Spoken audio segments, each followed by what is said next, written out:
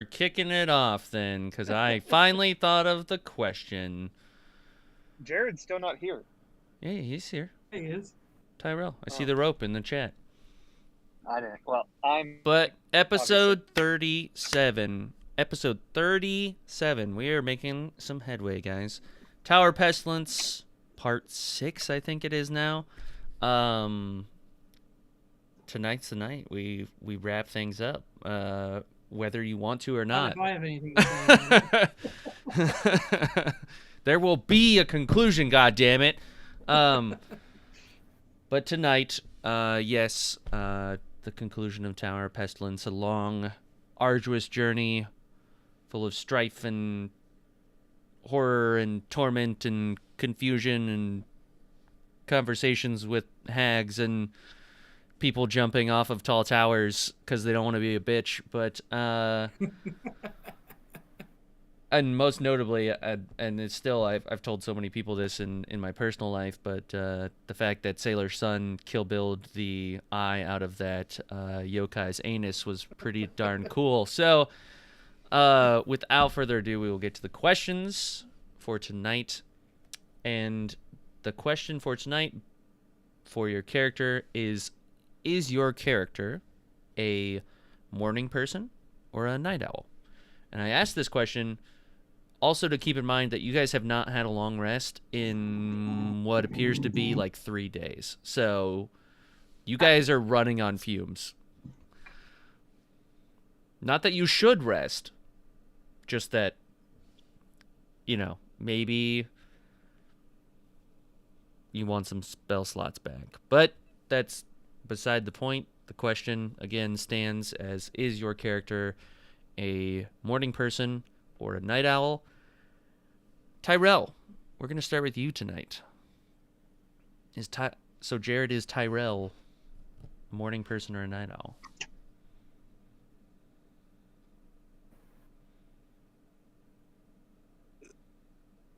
Are you still asleep? Is that because you are a night owl?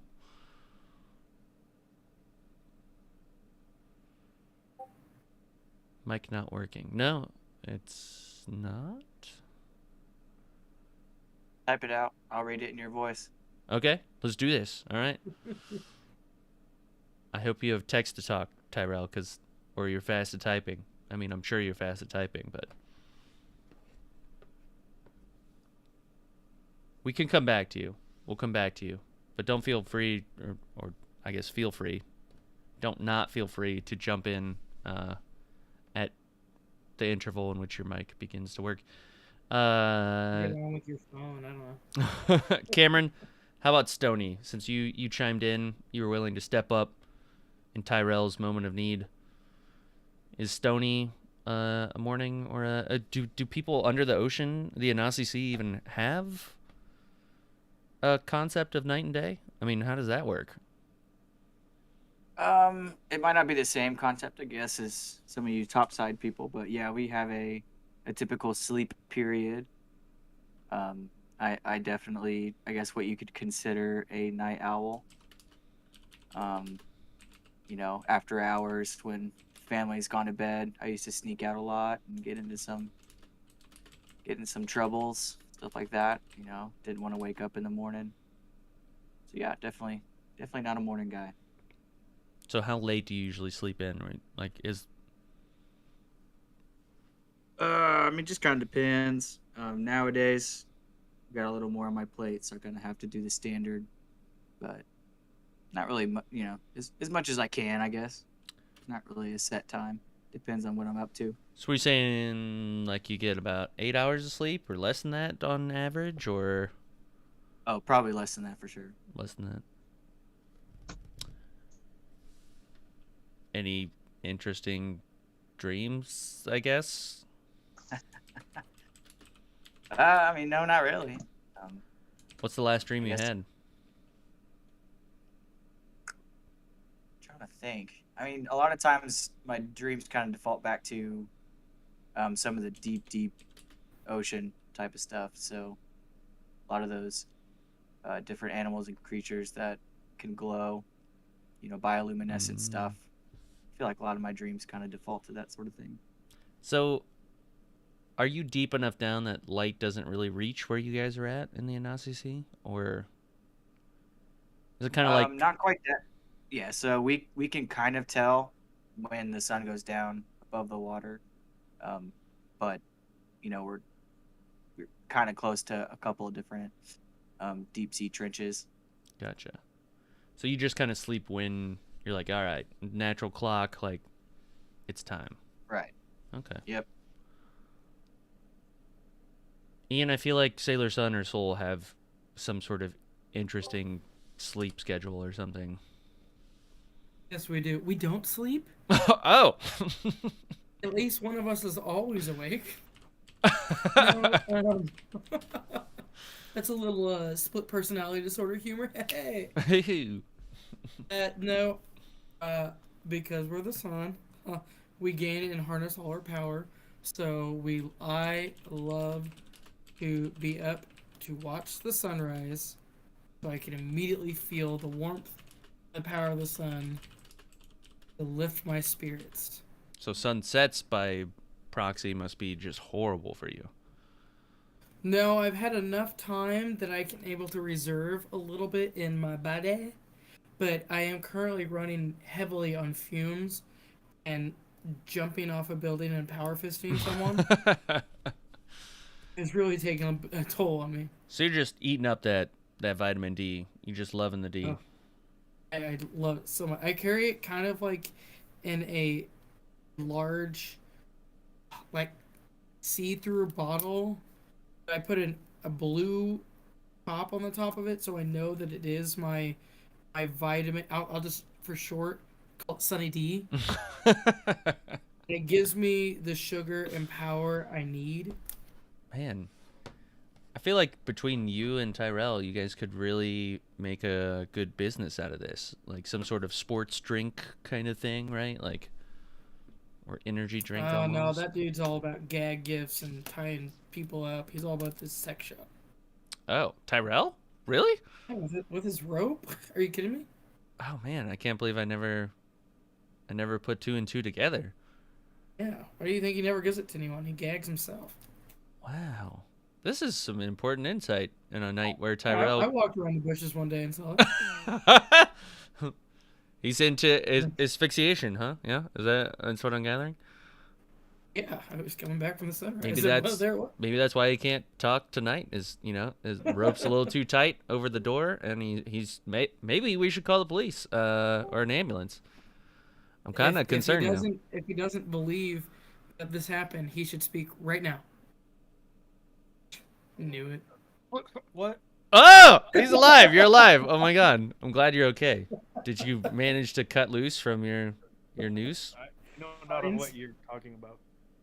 Oh, okay. So your non-denial is or your ignorance is not taken as a denial. But please, Jared, do tell us, is Tyrell a morning or a night owl? Neither really. I also don't have to sleep like a ton. But when I do take. I very rarely have dreams, but I take dream logs when I have them. Mm. Is that because you are trying to have lucid dreams? You want to be able to control your dreams? Oh, not be able. I can surely do that. That's oh. What's the last lucid dream you had? I don't know if I have. I didn't have much control of this one, but I do have an excerpt I could read you. Okay. For all intents and purposes, some things in this log may actually not make any sense in the context of our reality. It's okay. Those are dreams. Yeah, even more so. Okay. Also, basically, there are two characters, and one's name is Devin, and one's name is Nathan. So, Devin and I have a pizza. We are in a large house and began eating the pizza. We stop mid-sentence of our conversation at the sound of metal clanks from the hallway. We look at each other in suspense, having no immediate idea of what would cause these sounds. We look towards the hallway. Nathan appears, who is on crutches. He also has a pizza. As the three of us eat pizza, Devin realizes that Nathan has brought the Nicki Minaj special, which Devin thought was superb. There were trades. We needed to go to a convenience store for refreshments. In line, after I buy my fountain drink, Devin says to me, Nathan can't believe you paid for that with a credit card while wearing a white shirt. Not sure of the seriousness of this comment, I joke back, but it's a button-up. Nathan facetiously says, look at me buying with a credit card, all while he slides his shoulders up and down to make fun of me. In confusion, I leave the line. As they make their purchases and I enjoy my drink, I put together an understanding that working class people don't use credit cards, that they are known to wear white t-shirts, and my wearing of a button-up white casual dress shirt was quite ironic. Outside, as we walk back to the house where pizza was had, Nathan and Devin are talking about some theoretical concept of something I realize now that I wasn't paying attention. So something causes a large shadow cast from the moonlight. I look up in search of what could possibly do this and find a figure cruising along. I say out loud, look, is that a dude flying? Thinking we may be seeing the first superhuman, but sadly, no. Next, a horrific scream from across the street occurs, but we don't look away from the spectacle in the sky as it seems to grow in size at an alarming rate. A dark and inevitable doom sinks in after realization that the figure is none other than a meteor of unfathomable size. The rock is rotating relatively slowly to its size as it enters our atmosphere. The individual craters are fully visible. It was simply a rock, but a rock that was minutes, if not seconds away from causing ultimate destruction. What felt like a full minute of the rock in our view then zooms past our line of sight. We begin to see a laser show of attempts from military airships firing in the rock's direction to make it smaller before impact. The doom permeates into pure adrenaline for self-preservation.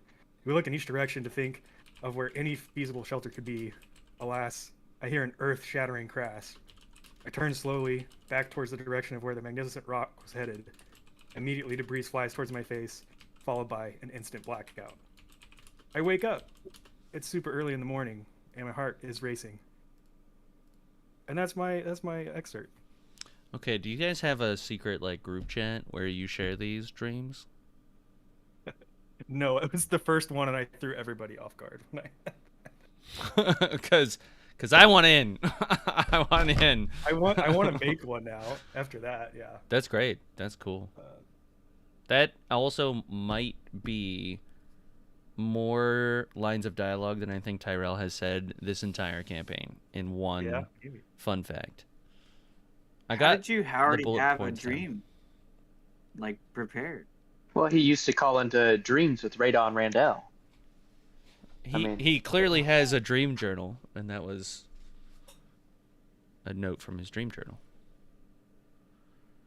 There you go. I used to take notes from my dreams, but I stopped. But now I want to start again. Yeah, my last best one was with giant, essentially Transformers, and I do have that one written down. It's like 4 or 5 pages long. It's really good. You should definitely send me that one. Anything with giant robots. I'll have to find it. I'm all about. Dreams. I like that this is transitioning into dreams, but we'll move on to, and thank you, Jared, for that. I enjoyed that thoroughly. Kobe, how about Detective Easter, Tundraka? What do Dragonborns dream? Well, to answer the first question that everyone had, Night Owl. Night Owl. Yeah, because crime doesn't sleep. But yeah, the Dragonborns will dream from time to time. I think like any normal other species, even though some people are racist and don't consider the Dragonborn normal. But yeah, we dream about things.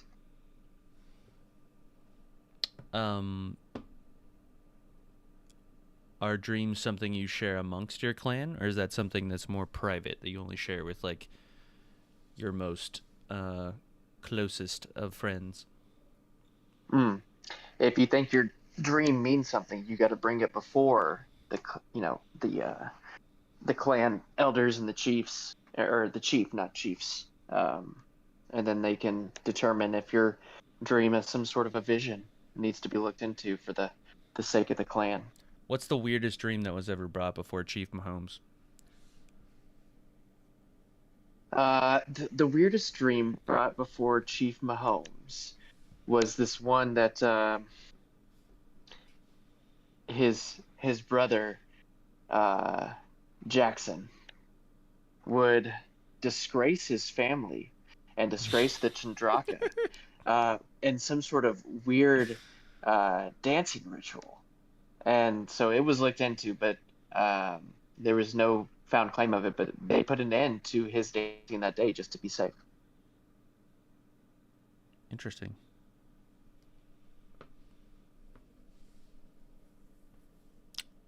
I'm kind of at a loss. Jared's fun fact still has me reeling. Sorry, I should be quicker on this, but Sorry, I guess I should have went last. no. It's not your fault. I just Oh, it is. I knew what I was gonna do.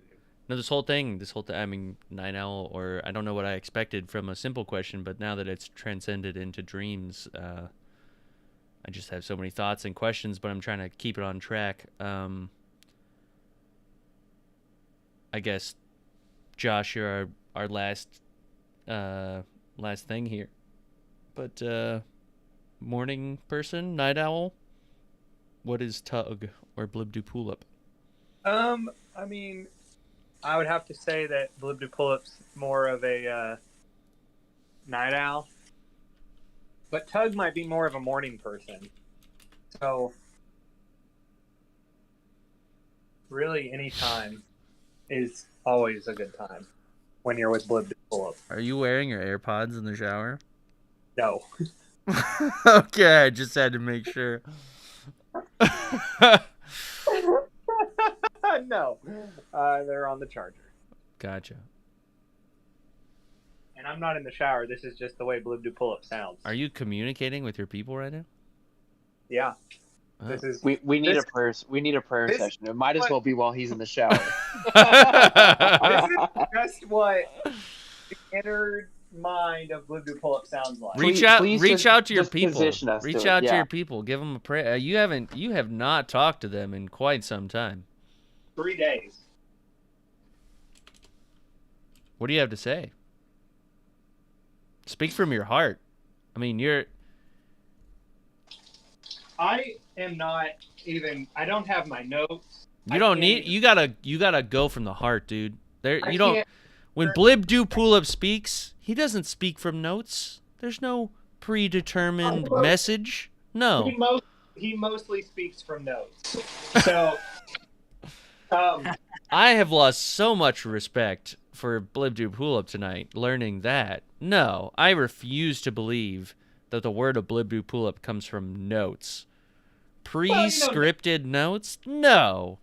pre-scripted notes. Tug the Chaos Mage? You're telling me that guy... You have changed, Tug. You are no longer Tug. You are Blibdoopulip. The notes aren't pre-scripted most of the time. It's the names and the events that might have been going on. It's been a while. Hey, it's not your job to know. It's just your job to check in and ask. You put the fear of God in the Kuatoa, all right? If you say you forgot, they're going to say, oh, well, it's my job to remind you. Yeah, it was their job. I am a god. I don't need any lectures from the I just love the mental image of you in the shower going, I am a god. I am a god. How dare you? Think about it. Okay. All right. Well, I think that's a good note to end the fun facts on for tonight. Blibdoopulip doesn't even take showers. It's one of those Matthew McConaughey types, huh? Just doesn't need a shower. No, I'm showered by love. Oh. That's why it sounds like this, because in my mind I can constantly feel my people, and they're showering me with love and affection, Does your and they make people's showering sound like them urinating on you? Because that's what I'm imagining. Oh dear Lord, yes. Now it's a shower. That's how they pray to you, is they just get a idol and they throw it on the ground, they urinate on it? No, they don't get an idol. They get about a 17-year-old child. Okay, alright, well, we're gonna wrap that up and move on to where we left off last time, because I don't want to explore that. Oh man, I'm still thinking about cheerleaders. Okay. Well, last time, the Soul had just ripped the final piece of Quinn out of the yokai that skittered off and hit a couple signs on his way out. You guys have made it top to bottom. You've, like I said, collected every single piece of Quinn. The question is just what to do with those pieces. Tyrell, just for the sake of continuity, you are still flying for probably another 30 minutes here. The rest of you have maybe taken some fall damage and things like that, but it's totally up to you guys. Nick has most of the body parts in his bag of holding, but Sailor Sun is in possession of the eye at the moment. You have the entire island at your disposal. Take it away. Take it from here. You have the Can game you- chat up, or the video The stream. Yeah. Is it not? That was like the first It was thing I up did. and then you closed it. Oh. So Apologies. awesome. Thank you. I want to go ahead and flip what is in my hand over to Detective Easter to be like, hey, I think you should hold on to this, as it like drips down from my hand. Thank you, Soul. I grab it and take it over to Nick and hand it with decorum. Nick sort of graciously accepts it and says, "Thank you." We should consider burying the body I agree. or the bones. I think The bones. Quinn deserves that much.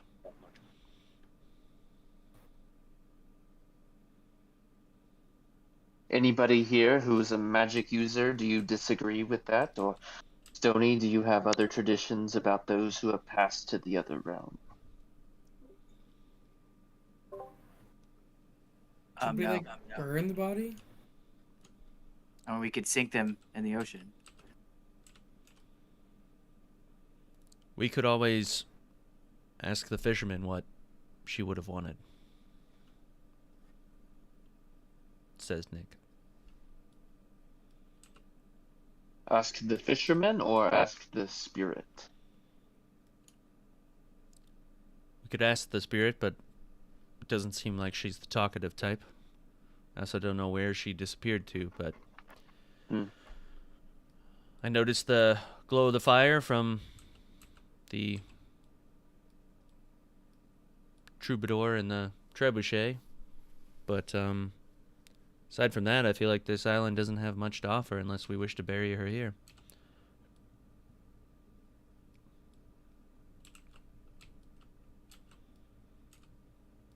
I'm okay with burying her as long as we put her to rest, whether it's at land, sea, or a ceremonial burning. I think all of those are respectable in their own rights. Well, maybe yes, but we probably should ensure that is in tune with the societal norms of the area. Let me see if I can't find any notes. Nick says, I'm okay with whatever as long as I'm not toting her around in this bag for much longer. Does she smell? Nick sort of turns his head and like, well, to a degree, yes.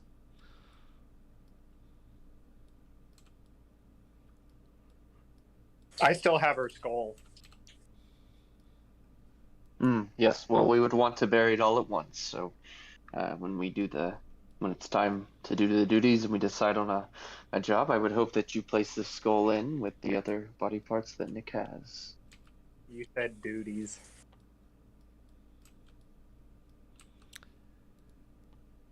Nick says, I'm glad we're taking this all very seriously. Well, I mean, so the burning would be. It seems symbolic with the blue flame, but some people don't like the burning. But Maybe we It should just ask the fisherman then.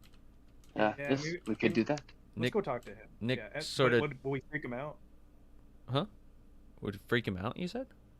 Yeah. I don't know. I'm not... I guess we could just, and I do like a thumb across the neck, in case he gets weird, I guess. But yeah. that's You fine. want to kill the fisherman if he? Oh no, just silence him.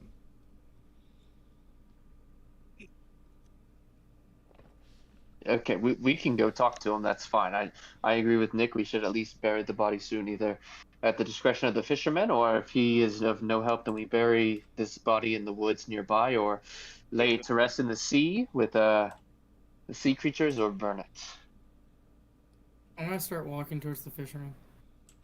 Okay, I'll follow. All right. Is everybody going to the fisherman then? Is there anything left to do on the island anyone wants to do before we head off that direction? We'll ask Nick if he thinks there's anything we're leaving behind. Do we see the bard still there from before we went in the tower? Is he gone? You can see the light of the fire, but you don't know if he's over there. The bard and the brute, you don't know. I'll follow towards Sailor's side. Just in case something happens, not our whole party's split and one person by themselves.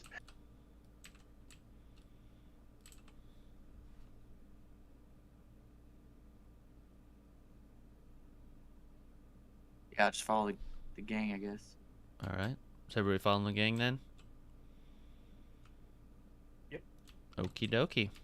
You guys, through the next hour, very carefully make your way across the rickety bridge that you know very well at this point. There fortunately is no sign of any sort of crazy tentacles or squids or octopi or whatever it may be. But pay no mind while I move the fishermen into their hut. So as you approach just off of the sort of stone, like a landing, you arrive safely on the other side. You can see just in the distance the glow from the inside of the fisherman's hut. It's hard to remember if it's day or night because you are in this like time of 30 days of night. You can't remember just how long it's been, but you feel like it's been 2 or 3 days. But yes, through the house and everything, which apparently doesn't have a door. I didn't put a door on it. You can see fire in the chimney, but you cannot see anyone inside. So you could choose to approach or knock or shout, but you guys are just outside this hut at the current moment.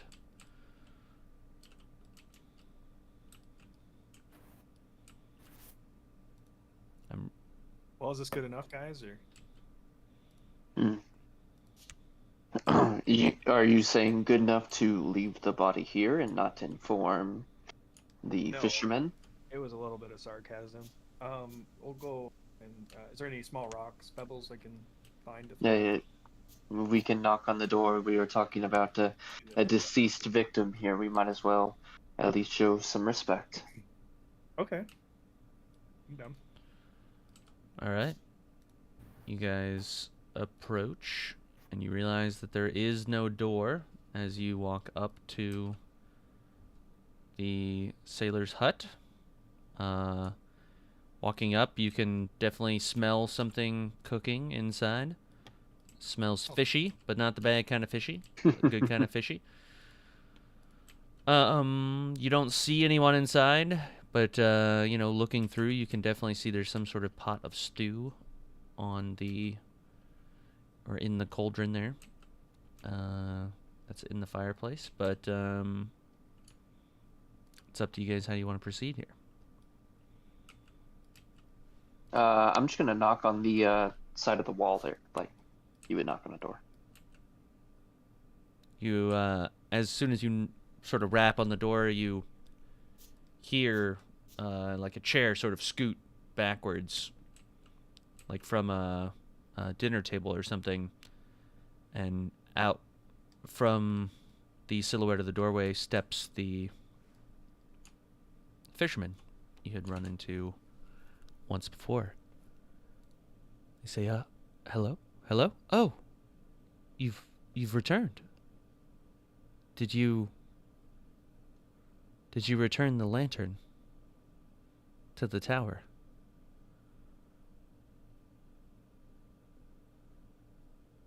Yes, we have returned the lantern. I can't thank you enough. Quinn would have appreciated that, and now I can maybe move on. Another matter about this Quinn. He's- It seems her spirits lay there restless. And we found it upon ourselves to help lay that burden to ease, and we collected the parts that were keeping her tied to this world. We've come back to see what you would like us to do with the remains of Quinn. You see Darcy kind of take a moment to collect themselves, and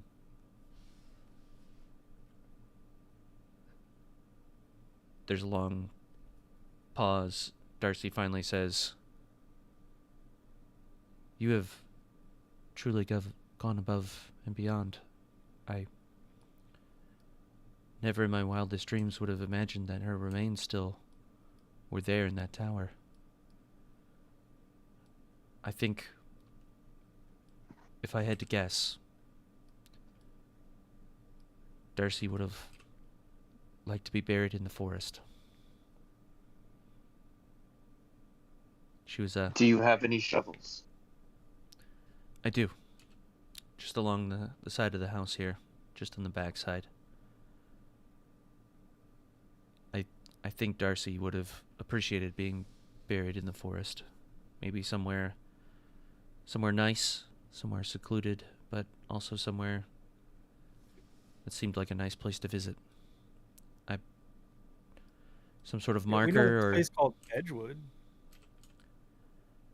I don't know if she was from Edgewood, but just anywhere in the forest would do. She was a half-elf, and I think that would mean the world to her to return to nature. If you could maybe carve something in the tree, or leave a headstone of some kind, that way I could visit her, I'd appreciate that. Would you be okay with if you had where you visited her, you could never leave again? I would prefer not to. Okay, we'll find a different forest. Okay. Somewhere close by. There's plenty of forest around. Just not on that island, and not in that cathedral. Oh, sure. Okay. I think we can make that happen.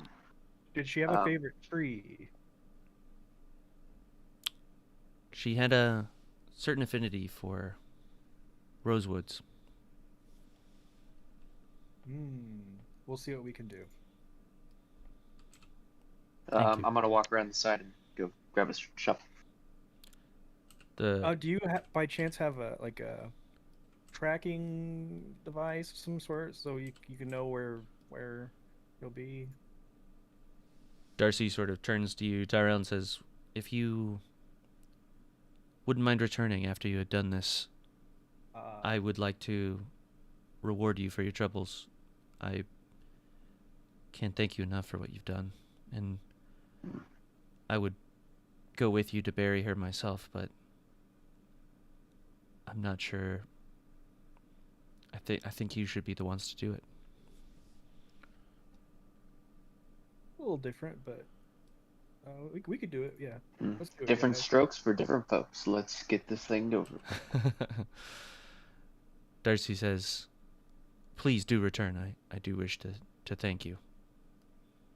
We wish you to thank us as well. Darcy Alrighty. doesn't appear to hear you say that, Tyrell. So you know. But you How many guys, shovels are there? you guys make your way around the back, and there are 2 shovels. Alrighty, I'll grab a shovel. All right.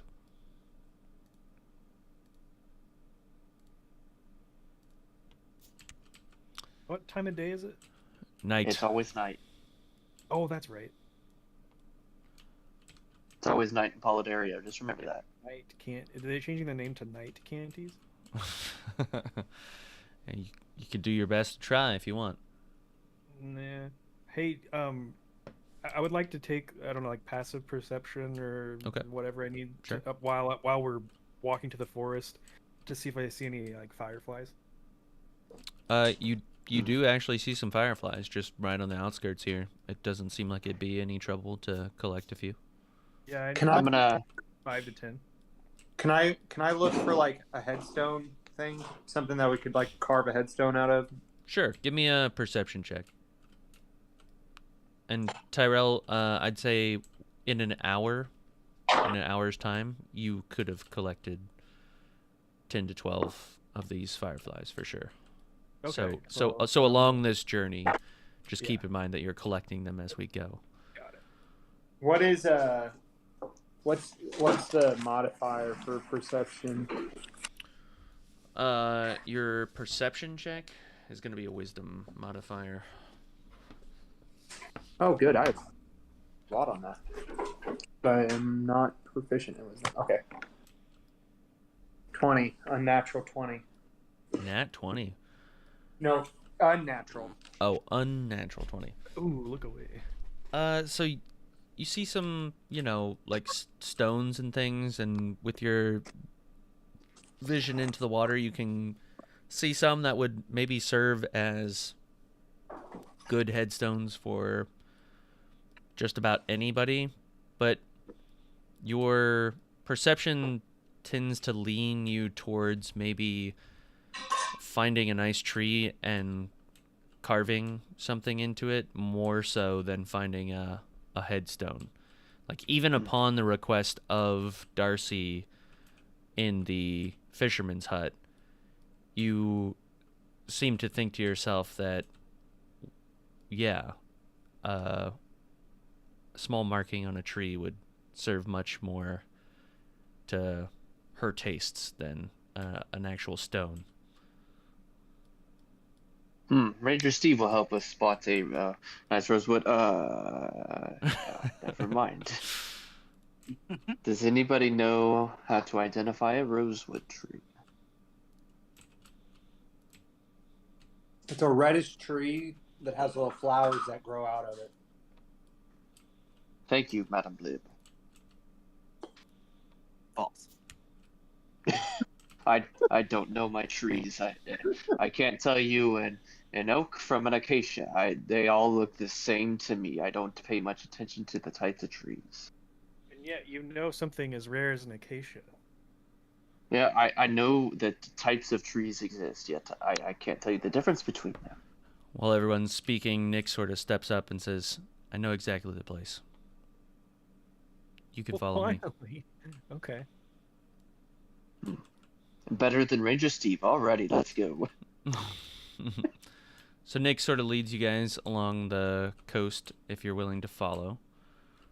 Walking past, and he suddenly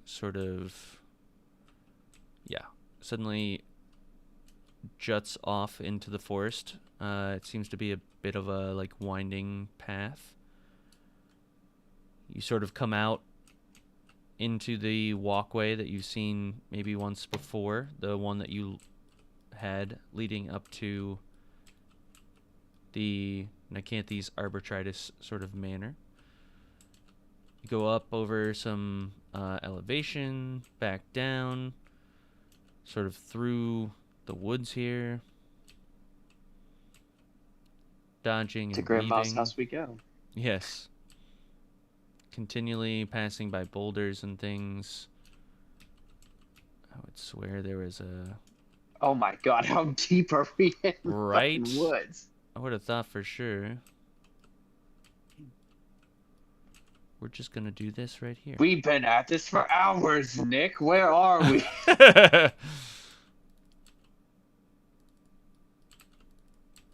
Okay. So, nature.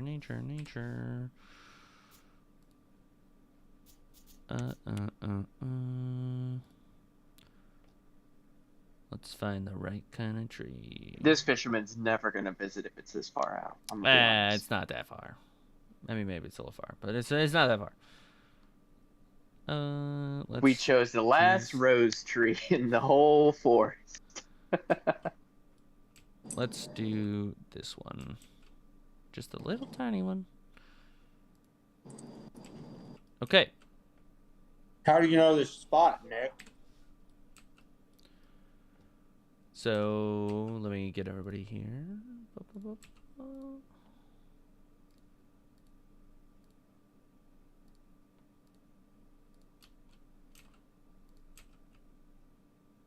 Is there gonna be a nymph in that pool?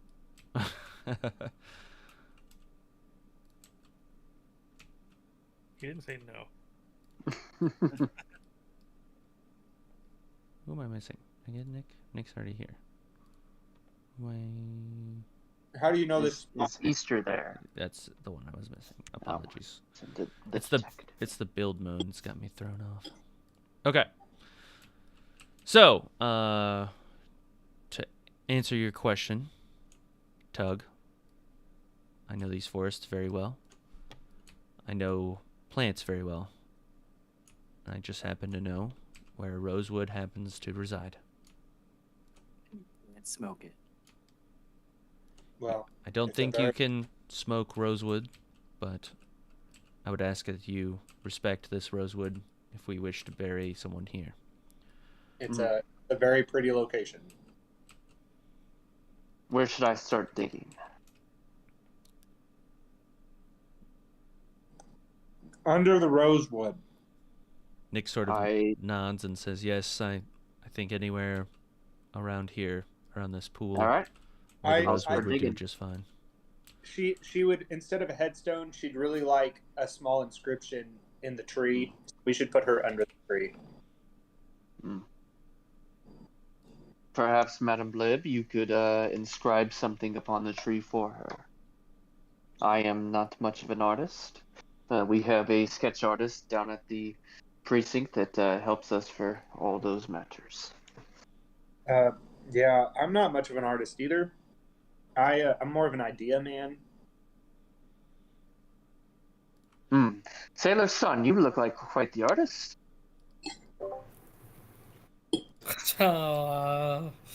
I could try.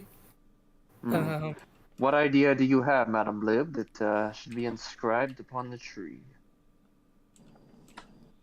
I'm not the artist, just the idea person. What kind of idea do you have?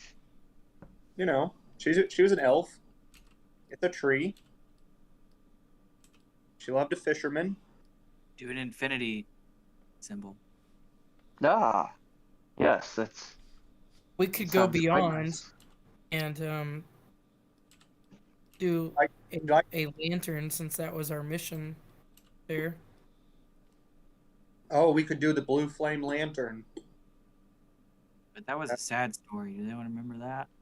Yeah, but it was how they always knew they were going to be okay. It's a love story. Then he can come here and it's like he was looking at the tower and knew she was okay. Now he can come here and know that she's okay. I'm all for the blue flame. Vote. Oh yeah. Nick sort of raises his hand, says, "I But by the that's good. hand, by the hands that are up, that wins. So One hand Yeah. is up." I don't... So far, I mean, who else's hand is up? that's just to tell you how it works. In I'm just gonna keep digging. I'm not a part of the. Nick sort of Creative. takes the other shovel and starts to help you, Detective Easter. I'm going to carve in a blue flame candle, but the flame is going to be that of an infinity sign. Okay. All right. That way, everyone wins. All right. So as you guys dig, you do hear some rather eerie sounds coming from the forest. You know this is not quite Edgewood, but you know it's connected to that forest, and maybe things that it almost seems unreal. It seems like something's mimicking these sounds because there couldn't possibly be the quantity and the type and variety of monsters that you're hearing off in the distance through the forest. The one that sort of unnerves you, though, the one that sort of makes everyone take pause for a moment and stop what they're doing, is you do hear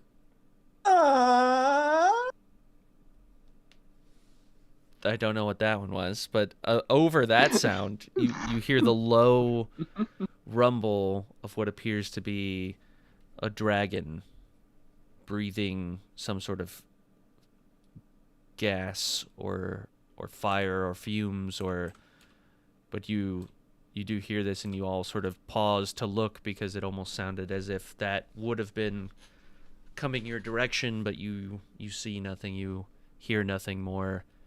It kind of goes quiet after that one.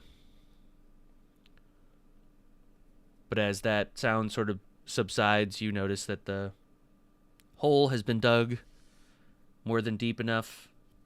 Sailor Sun, you have finished carving the symbol of the infinity fire with the lantern into the tree, and it's come time to place the bones, if you wish to do so.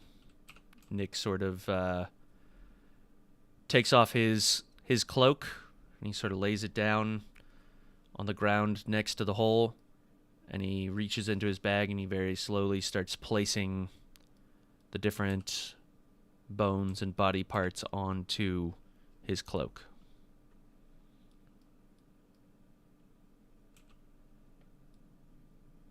When he gets done, I'll walk over there and lay the skull down. As he sort of finishes and steps back, and the skull is the last piece left to complete the skeleton. Tug, go ahead and describe how you go and set the skull down. I walk over there and I real delicately get down on my knees and hold the skull with both hands and just lay it down like where it would go.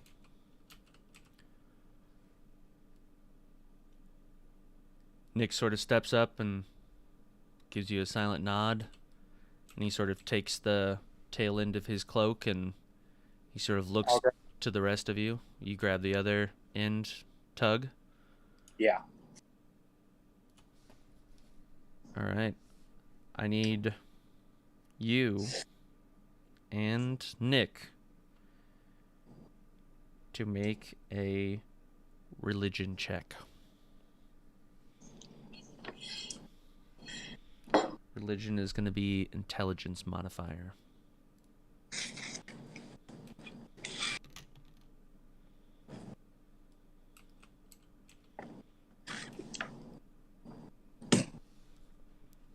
Woo!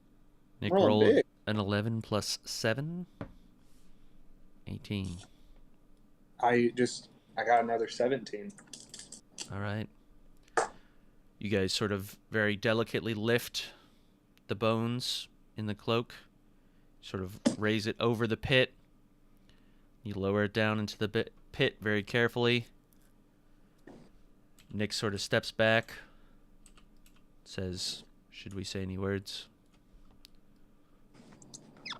Well,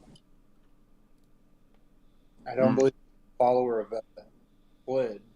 I will. All children laid to rest by blood get her blessing. Hope that the afterlife is good and well to her. She can finally rest in peace.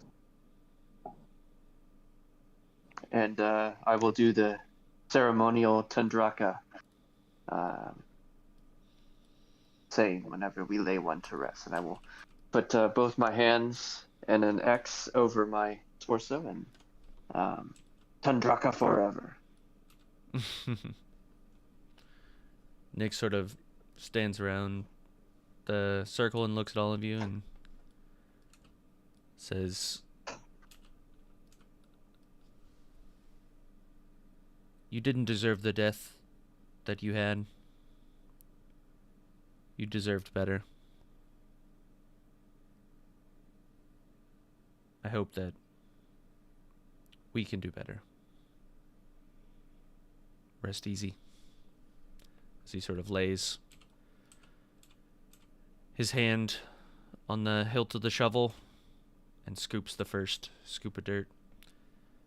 Very slowly sort of turns the shovel over and then begins to fill the hole.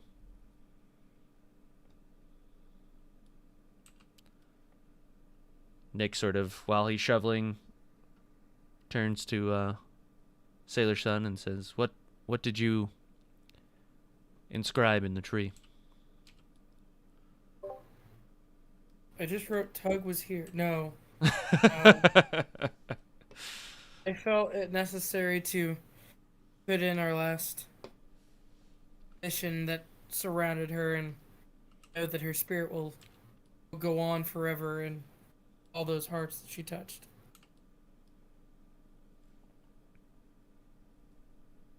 Nick sort of nods his head in silence and continues to fill the hole.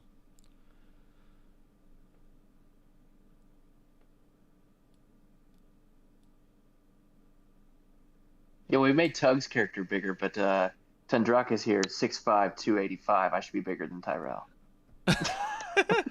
Tyrell's got the high ground at the moment. I think Immediately we forget about the bar. by the body that we're default bearing. you're taller, but I was looking around. I'm like, I'm sizing everybody up real fast. I don't know. If I make you much bigger, it's gonna be problematic. No, we're good. Sorry.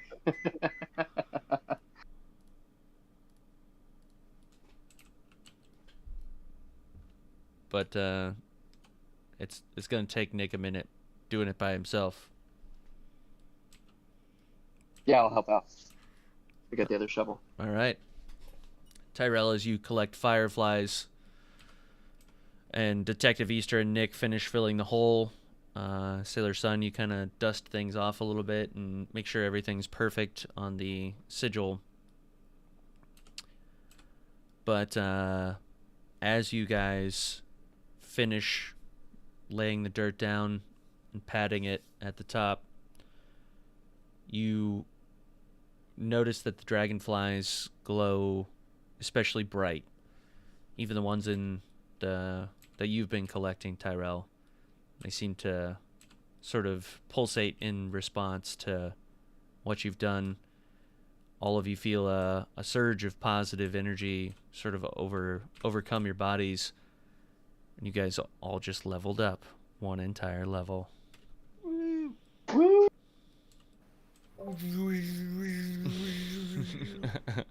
Insert every level up sound you've ever heard in a video game or otherwise. But but yes, the forest grows quiet, and for a moment though, even amidst this 30 days of night, there is a moment of light, of levity, where your hearts don't seem so heavy, where things don't seem so grim, and the light of the fireflies and what you've done here and what you've accomplished, you feel like you've made a difference in the world, and maybe not just a difference in the world, but at least at the most minimal, this fisherman's life. So you realize that you've succeeded in your quest. You could have diverted to many different outcomes, many different possibilities. You could have glossed over things, but you found the right answers. You found what you needed to. You brought it here and you laid it to rest. And that gives you a good sense of pride moving forward that you've done something good in all the evil in this city. But now you realize that maybe there's a little bit of, like, something waiting for you at the fisherman's hut. Well, we shouldn't tarry here. We should make our way back. Nick sort of turns and says, I know the way. He leads you back through the forest, the fireflies almost seeming to guide your way as you go back through the forest, finding the shore after crossing the trail, making your way back to the fisherman's hut, where you approach once more. Before you enter the fisherman's hut, I'm going to grab another drink. I'll be right back. Alrighty, nice job, guys. Everybody gets a level.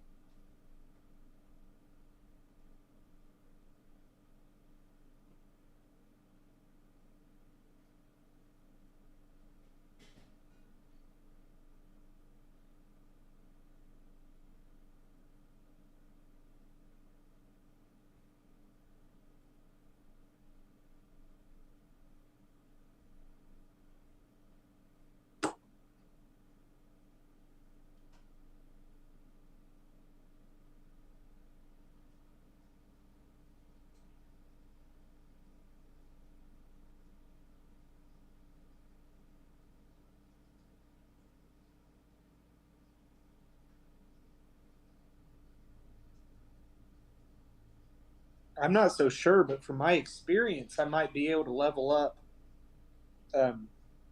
twice, 2 more times. Yeah, I have 20,500 experience, How do you have? and then I chose not to level up the last time that we leveled up, so I was just saving all that. I haven't leveled up. Oh, okay. I was about to say, there's no way you have more than me, but if you've never leveled up, then I haven't leveled back up, so that's why. I've got 17,550, and I'm pretty sure that last 50 that we got is what I needed to be able to level up both Chaos Mage and Cleric. So if I just leveled up again,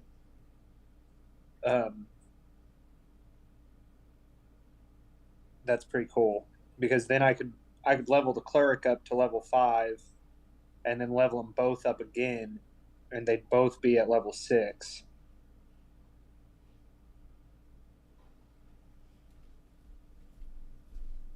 Level 6 is 14,000, so I didn't expect to come back to a quiet party. level 5 you could probably do both. It's only 6,500, but level 6 is I- 14,000. Yeah, I think we're all looking at what we get with levels.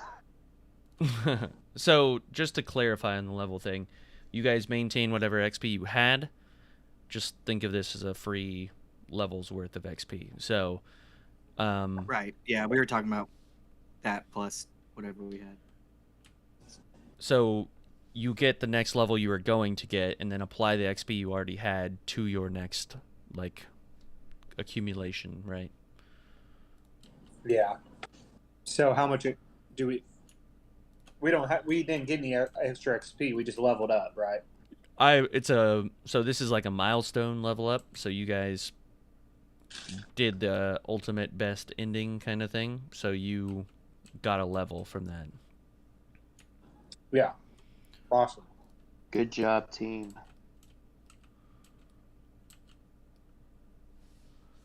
But yes, as you approach the fisherman's hut,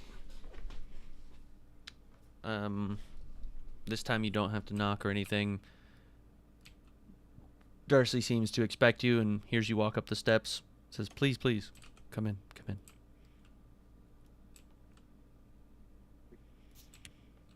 You may do so if you'd like.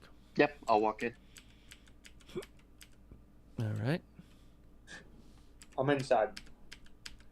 Hippie hoppy. Oh, you got big. You can't even fit through the door, Tug. I had to spawn you in there. Well, I've been working out. Working out, you say. But yes, inside, what you find is a cozy little fire, a nice, humble little hut, but nothing spectacular. But Darcy is sort of rummaging around in the corner in what appears to be a chest. Darcy turns around and says, I can't thank you enough for what you've done.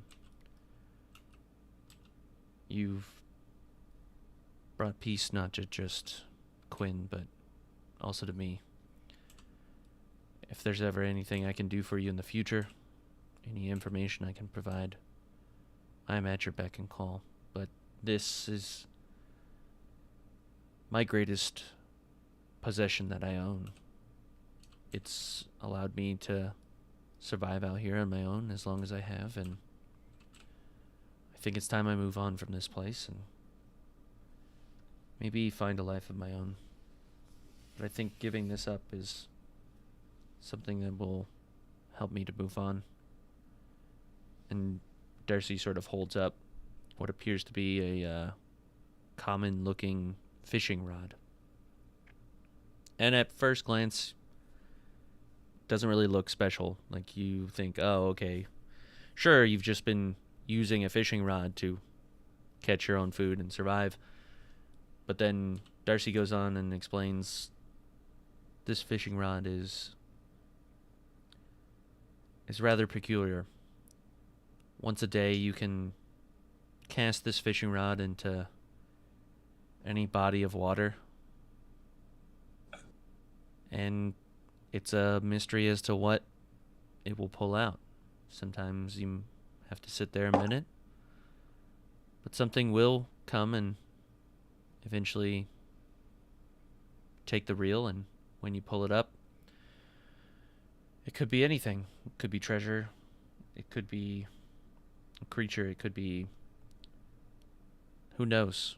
I've pulled any number of things out of this body of water, but I want to pass this on to you. Which one of you shall take it? Tyrell is most skilled with ropes and strings. This is true. I will defer to any of the other heroes of Nicantes here. Darcy sort of turns to Tyrell and says, Tyrell, you were the one that listened to my story and carried that lantern. I owe all of you a debt, and I know this rod is not enough to pay it, but I hope that it brings you good fortune, and as I said, no matter where you come across me in my travels, I will support you fully in information and in any way I can. But I do believe that this rod brings great fortune to those who deserve it, and you most definitely deserve this. Thank you. Thank you for going above and beyond. It wasn't enough for you to just take the lantern. You delved deeper. You found the answers. You found the truth, and you brought Quinn back here. Thank you a million times over. Yeah, we never dropped the lantern either.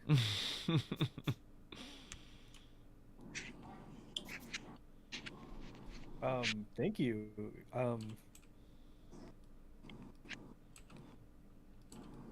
Do I get to know about the rod? Yeah. So Darcy's willing to share everything about it, and she sort of encourages you to use it. But the rod, yes, once a day, once a 24-hour period, you can cast it into a body of water, and you'll roll a D100, much like the chaos magic. But depending on what you roll, you will pull something from the body of water, and it's one potential random thing. Okay. I'm down.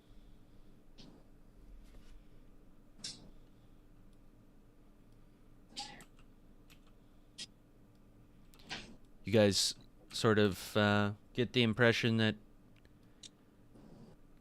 Darcy doesn't have much to offer money-wise. The deed you Because did. we're just staring. Like, Yeah. Yeah. Darcy sort of uncomfortably says, if you need somewhere to stay the night and rest, I imagine you've been on quite the journey. I have food. I have a warm fire. There are beds up in the loft. You're welcome to stay here if you do not have a place to stay in Nicantes. Perhaps a rest would be good. We have had encountered many battles.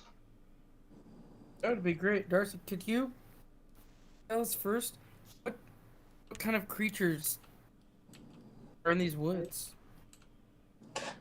Darcy sort of scratches her brow and says, well, there's a great many number of creatures I've heard concerning things coming from the woods as of late, but for the most part, the things in the woods seem to stay in the woods, and I keep to the shores. I would say this is connected to the infinite forest, and it seems as if it's been edging closer lately. Things have been growing stronger in the forest, I've noticed. But I would not recommend venturing deep into it. Only brief stints and staying on the edge where you can see the shoreline seems to be the best.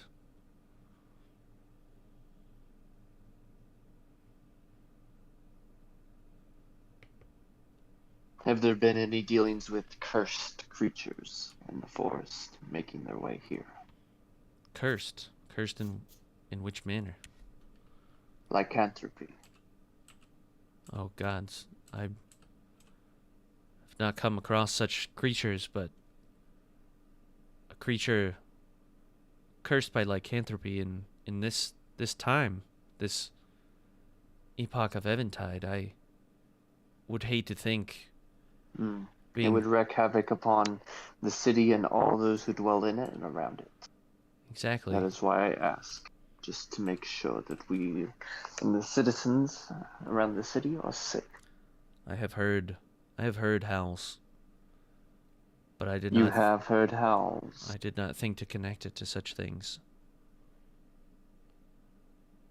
Would you place them any more common than a normal wolf or coyote? As I said, things have grown more strange as of late. The forest seems to be creeping in. I would swear the shores are getting shorter, and not because the tides are getting higher, but the trees are encroaching. I do think there is something out there.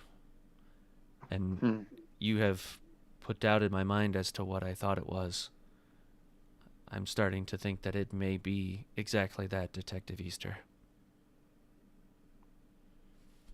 Well then. We must make sure that you have some sort of silver on you, living out here all by yourself.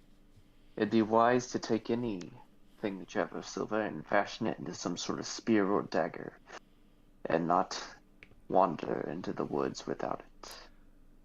Darcy kind of chuckles and says, I don't own any silver, but I don't plan on staying here past tonight.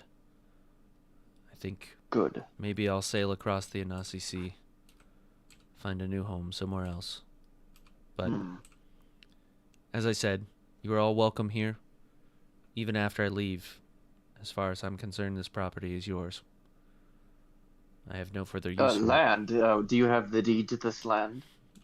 She sort of says, yes. I've never been questioned about I've been here for a long time, but she sort of pulls a drawer open behind her from the table. And Natural. Right up. And you'll hand this over to this needs a proper paperwork, of course. There, Madame Blair. We have to get this officially signed and done within the city limits here for the transfer to occur. I'll just hold on to it. It's not illegal if you don't have the proper transfer, and you're That's going all to need an official. Darcy to get sort that of done. puts her hands out and says, please, I will accompany you to the city tomorrow when I leave.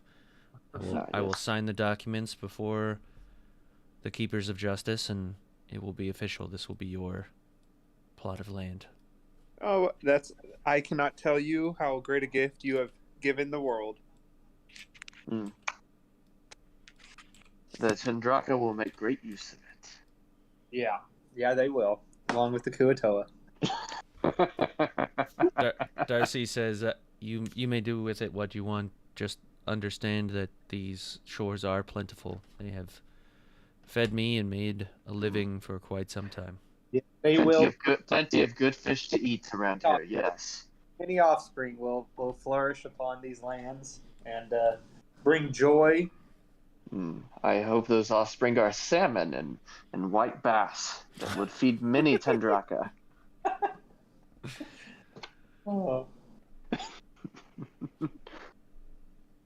Like the way. Anyways, we should shore up this area and get ready for tonight so that we may rest and recover our strength.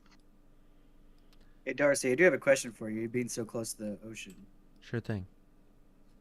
have you seen any signs or been approached by a Swajin? I'm not sure. No, you're the first creatures I've seen in a long time. A Swajin, you say? Yes, it's a humanoid shark. I cannot say I've seen any humanoid sharks. I've pulled up a many odd number of things with that rod, but a humanoid shark is not one of them. Why are you trying to foreshadow our story right now? Who's that directed to? You. Why do you ask this, Triton? Well, specifically to my species, to my people, they are mortal enemies. And we've seen a lot of run-ins with them recently. They've been terrorizing the trade routes to some of our protected allies. And so we've heard a lot more going on about them coming topside. So I just didn't know, you being so close to the water, if you'd seen anything, any signs of them. I am but a humble fisherman. I doubt they would bother with such trifles as mine, but I have heard on the few times I come to the market that people coming from across the Anasi Sea have had such run-ins with these creatures. Are you a fisherman or a fisherwoman? I'm a fisher. Person. Okay. I mean, I get confused about myself. I just trying to fully understand what's going on here.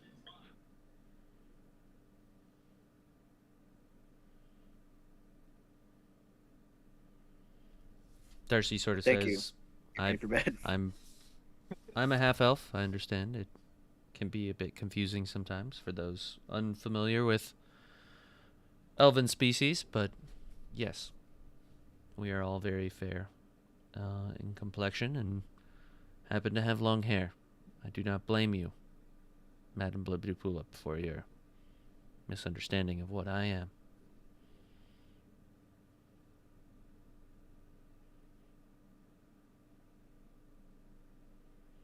But please, this home is yours as far as I'm concerned, and while the paperwork may not be official, help yourself to the fish stew in the fireplace. I'm always happy to regale any stories that you may have or ones that I can share with you. I will say, on the way past, before you arrived, there was a rather flamboyant troubadour and a grumpy accompaniment that passed by here. I had to step outside when I heard the sound, and they did not take me up on my offer to come inside, but they seemed to be headed back towards the city. Did you encounter these beings on your travels to the lighthouse? I heard fish stew, and I'm going in. All right, you're over there. We have found out Detective Easter's kryptonite, and it is food. It's like Goku. You do exactly that. You get a big old like bowl of fish stew and the biggest spoon you can find, which is probably a serving spoon, and you sit down on the pillows in front of the fireplace and you like clink that spoon across the inside of the bowl, and I've already gone back up for seconds.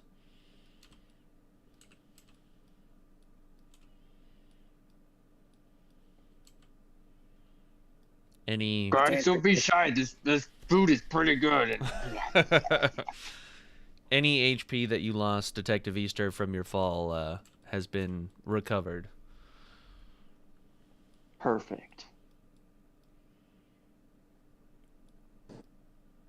To answer your question, yes, we did. We did see that troubadour and his friend at the base of the tower.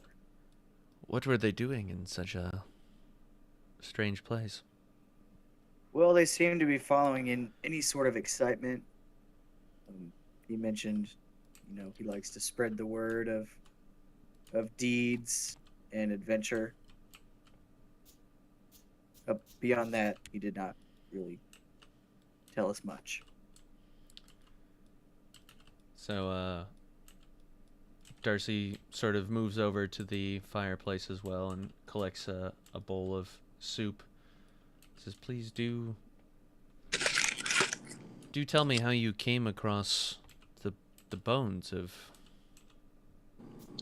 Quinn. It is curious to me.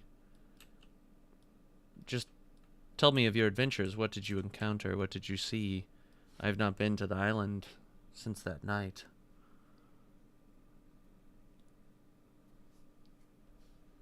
Were there dangers? Were there...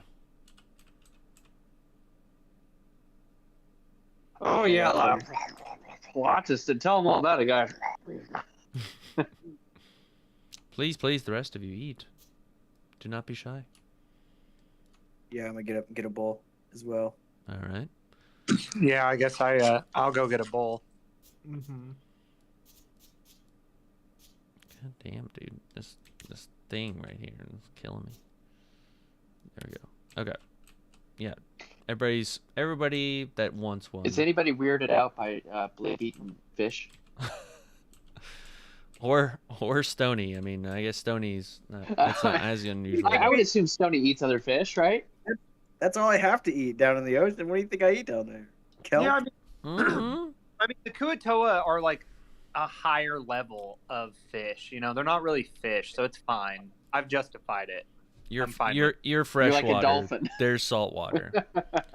That's like I've justified it in my mind. It's fine. Dolphins, whales eat fish. Like I'm tired of beating around the bush. I like a good salmon. Don't whales eat krill? No, Plankton?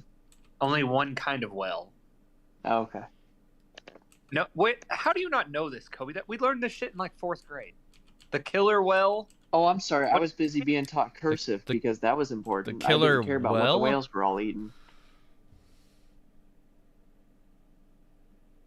I mean, I've known some whales to kill people, but You were wrong. As soon as we get into the city, we're going to take our square dancing lessons again and use those skills to find out more information. square dancing. What? Yes, we all learned it in younger schooling age. Can you demonstrate this square dancing? I cannot. I'm too tired. I immediately step up. All right, Blib do pull up. You step up, and you sort of suddenly see the grid on the ground. You see the pattern. You know this is your moment. I am the square. Darcy sort of puts her hands out like continue as you've prepared yourself.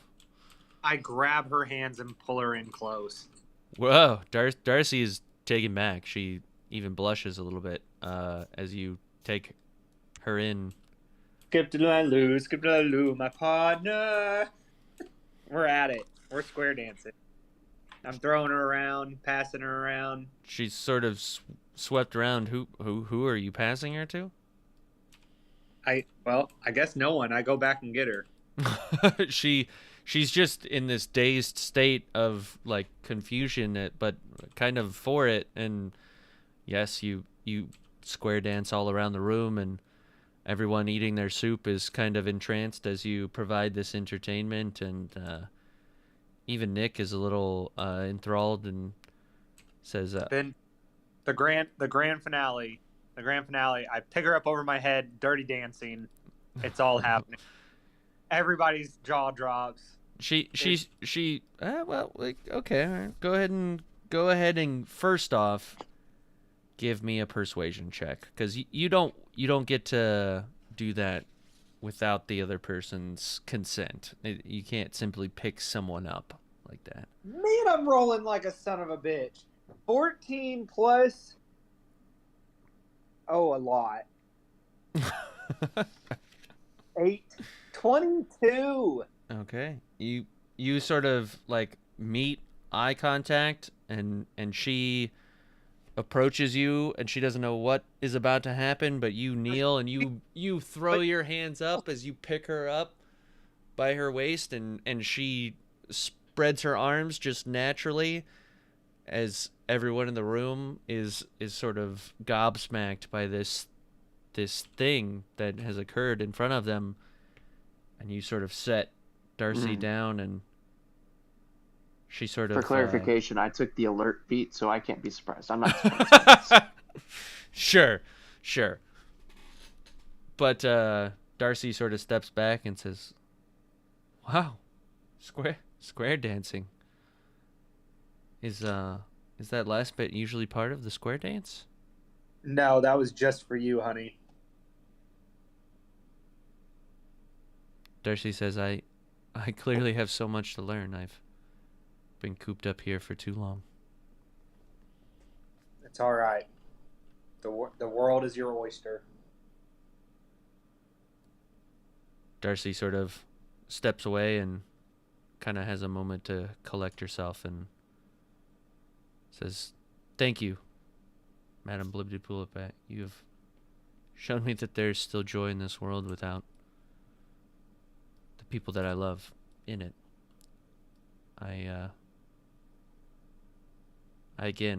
I'm just humbled by your kindness, and I thank you all. I'm going to collect my things and prepare for my journey tomorrow. I'm not sure where I'm headed, but aside from signing the paperwork, I have quite a bit to pack up, and I'll be around the house, but if any of you have anything to ask me, feel free to do so.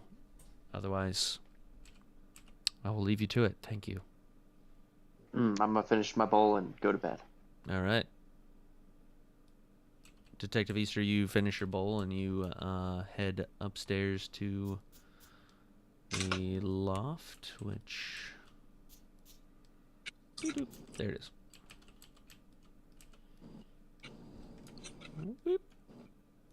I wanna ask Darcy about her elven side.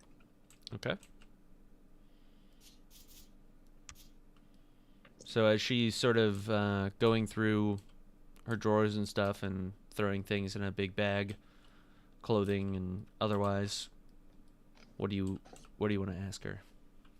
I want to get out my 5 elk gold coins and the white flower, and I just want to ask her if these mean anything to her. She sort of gasps a little bit and says, Where did you get this?"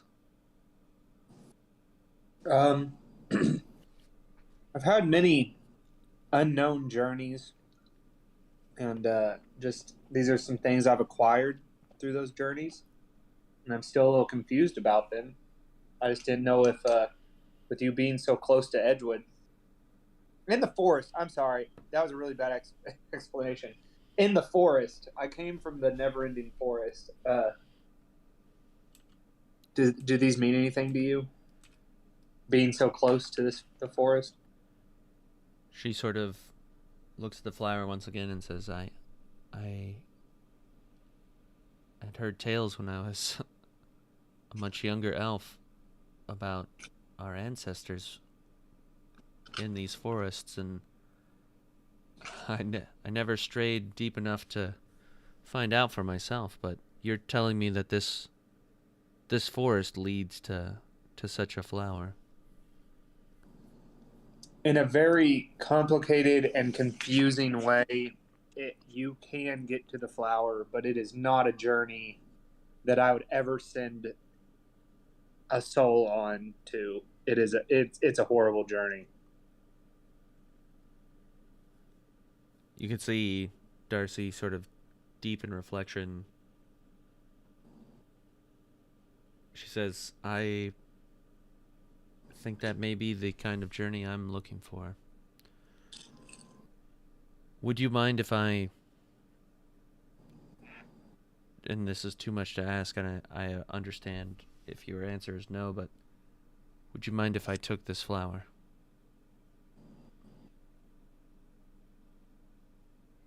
You know, it's rightfully yours. If it helps you find yourself, you are more than welcome to it.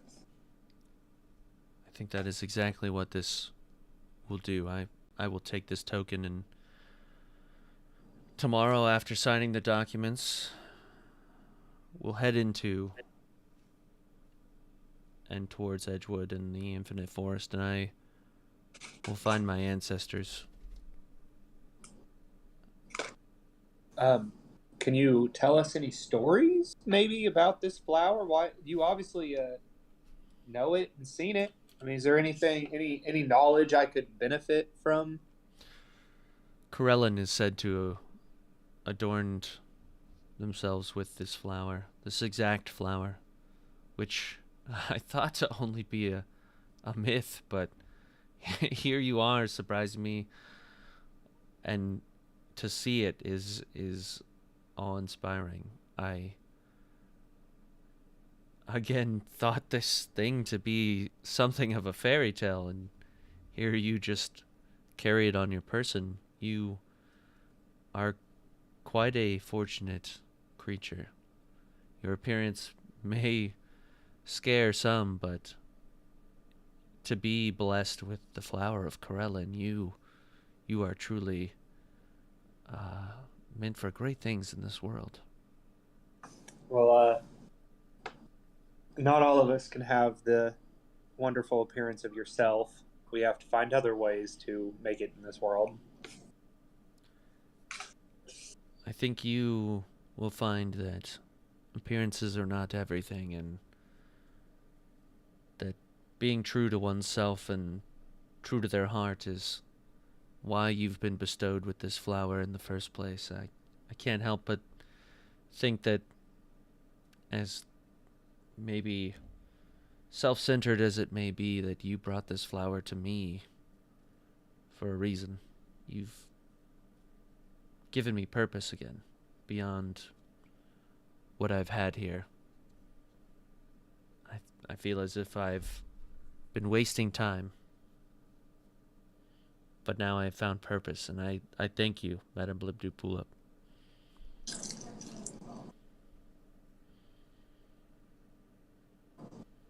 I'm sorry, I thought I had that muted. I'm sure I just made a whole bunch of crinkling sounds. You are welcome. And I hope that your life prospers from here on out, and know that Blibdoopulip is always watching over you.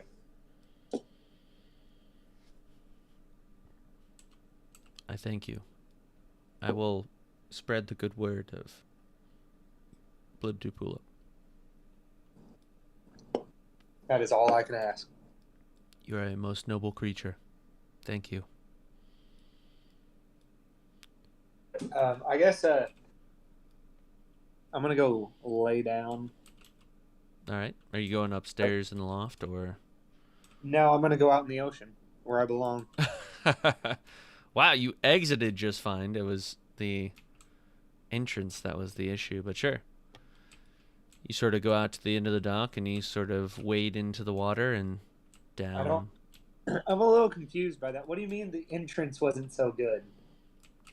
I couldn't fit you through the door when we were trying to get you Oh, in, oh. but I then was when so- I took you out, you just went right through. So I don't know. I'm when it comes to me getting in water for some, me time, there's not much to stand in the way. It's Clearly. But yes, we can catch up with you in the water in a moment. Does anyone else in the house have anything to discuss or talk about or trade? Or Detective Easter's already hitting the sack up in the loft. We've already got Blib out in the ocean. I too shall go to bed. You headed up to the loft then? Or are you sleeping downstairs? Up to the loft. Okay. So both beds in the loft have been taken. I don't know where the other one is, but we'll just say you guys are sharing one for now. Which just Is there a leaves sofa the bed somewhere? pillows down below that sort of surround the fireplace. What did you say, Tyro? Tyler. Tyrell? Did I not? I thought I heard Tyler. Maybe I did. Hello. Hi. I'll take a pillow. All right. You take the biggest, comfiest looking pillow and sort of. I don't need that big of a pillow. Oh, okay. You decide that maybe that's too much. You're looking for more of the middle porridge kind of pillow. You grab that one. You're saying this one's just right. Yeah, a very feline approach. Yeah. Pat at it and run around in circles on it. Yep. Much like a dog, you sort of Shred. tread circles on it before you sit down and you decide, yes, this is the pillow for me. You pick a distance that's not too close to the fire, not too far away, not too much in the light, not too much in the dark. You're like right there, perfect equilibrium, and you sort of lean against the wall on your pillow and you find your happy place.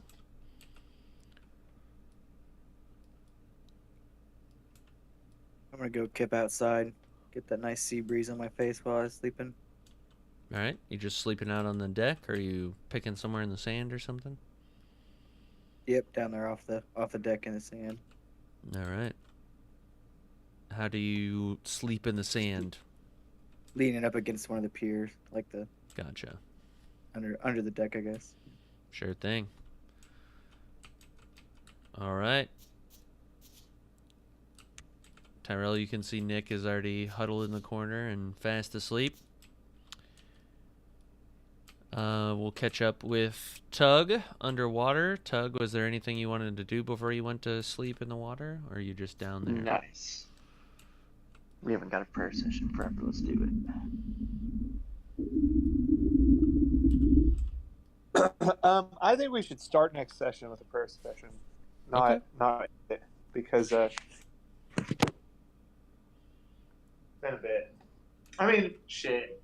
It's not 10 o'clock yet, but we can That's what I mean. I just realized that call things here if you guys. But I mean, I can. I mean, let's. we can tackle that next time. But we no, don't have to end it. I'm just saying, like, It's only 8:49. I can only make things worse. So I mean, hey Hewitt. yes. Blib pull up. I'm sorry. I was you caught me off guard. I was preoccupied. What were you doing? When are Um, Too preoccupied for Blib Pull Up. I'm never too preoccupied for Blib pull up, sir. It just Preoccupied for Blib Pull Up. the never. The timing is Just answer the question. What were you doing? spawning. I was spawning, sir. Oh well, good Lord, Hewitt. You just get back at that. Okay, I think I did not mean to. I I apologize. mean, that's so inappropriate. Why would you not give some heads up or something. It's my fault, Blibdoopulip. I was thinking of your subtle breasts, and Hey, I'm just busting your balls. Oh And when my I god. wish that I wasn't, but you finish off and give me a little ringy ring when you're done. All right, get at it, boy. I feel as if Get at it. the moment has passed, Blibdoopulip. I am. Who were you with? What's her name? No, I was alone. You have the entire population, and you're alone. It's there is a fish I am interested in, yes, but it is not always that time, and sometimes you have urges, and I feel uncomfortable speaking about this with my god, especially when I am sorry for my transgressions, Blibdoopulip. This is clearly divine intervention. I am sorry. I thought impure thoughts towards you, and I am sorry. I will flay myself in your honor. Whoa, calm down, buddy. I get it. Sometimes you just need some home cooking, okay? Just chill out. It's been a bit. I've missed you. I'm giving you a hard time. You're all good. Take a deep breath. I've missed you too. It has been a long few days. Yes, it has. How have things been, other than your penis? Good. How's things Good. going? Things have gone very well. We have extended our missionary trips into the far reaches. We have gone as far as across the Frog Spear. We have gone into the Sexy Pants City. We have gone as far as the Road of Bones. I regret to inform you that our journey into the Road of Bones has been less than fruitful. We have not had anyone return from that place. Well, then let's stop sending people there. We only sent one missionary group that way, but the stories that we heard from the town of Chode and Giant's Bones was enough to deter us from sending more. Why you're in charge? You know what's going on. We have chartered a ship to cross the Anasi Sea and spread our word to another continent of Poludaria. Morningstar cannot contain the will and testament of Blibdoopulip. We must expand further. I love to hear you talk this way. How's our numbers? How many have we brought to Blibdoopulip? Excellent, my lord. We have been spawning, and I must inform you that your spawn, your original spawn, that you graced a pool with, is growing strong and well. Oh, yes. Yes. Are they blue? They are the most beautiful shade of teal I have ever seen. The scales shimmer in the daylight, and they, unlike most of us, are not afraid to walk in the daylight. We call them daywalkers. Oh, yes. Yes. That, when they come of age, they shall be the most, breeded of all. Is this the transcendence of which I had been prophesied? Will You broke up, Christian. I didn't. Is this the transcendence of which has been part of our prophecy? Oh, absolutely. Absolutely. For I will always walk among you. I've told you that many a time. Except when you are busy with other things, yes. Yes, but my children are an extension of me, just as you are an extension of me. I am always there. Through you. We are honored by your grace, my lord. how are the people? How it? I'm loving everything you're telling me, but there's got to be some bad news. Why not just go ahead and break it to me? What's I the told you the bad news of the Road of Bones, and aside from that, things are good, my lord. is the town people coming around? Have they decided you're not evil, bad people, and They have no choice but to accept our goods and trades. They realize we are an essential part of the success of Frogspear and the Trident. are the people? I'm sorry. Finish. We have begun to call this new city the Trident. It is much more along the lines of what we stand for instead of this frog spear. The frog spear is a derogatory term, but a trident is a thing of pride and power, and we wish to claim and rename this territory as the Trident. That is awesome. That's great. But there is some bad news, my lord, and I am scared to tell you it, if I am speaking truthful. You are my favorite child. Your job is to relay the message. What is it? You just give it to me. There are some of your offspring that have developed in a rather curious manner. Well, just give it to me. Quit beating around the bush. Shave it clean and put it out there. They are stunted in growth, but they are some of our most devout and blindly religious and faithful. We have taken to calling them the blind truths. They see and seem to channel you like no one else in our people. They follow you with such fervor. It terrifies even me, the right claw of Blibdupulip. I question my own faith compared to these blind followers. Are they actually blind? No, but they say they do not need to see with the eyes that we see. They say that they see through us and through you. They see a world unknown to us. They see truths that we don't see, and they share such prophetic insights.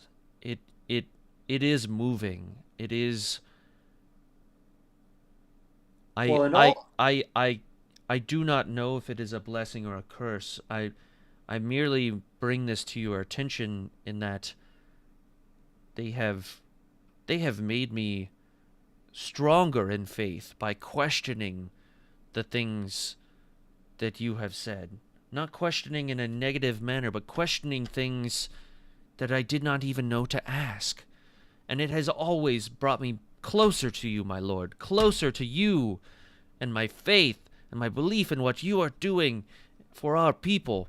We grow stronger because of these creatures, because of these blind followers.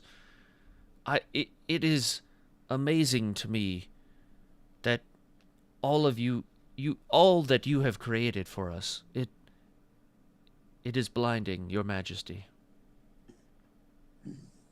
Well, in all things there is strength. So just because their stature is small does not mean that their strength is weak.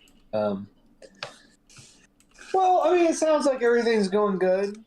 I long desperately to come back to my people. I have been missing you horribly. My lord, you have important work to do. We understand.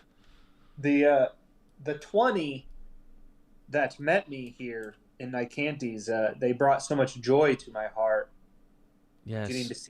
getting to see my children. If only I was able to see you, my favorite child.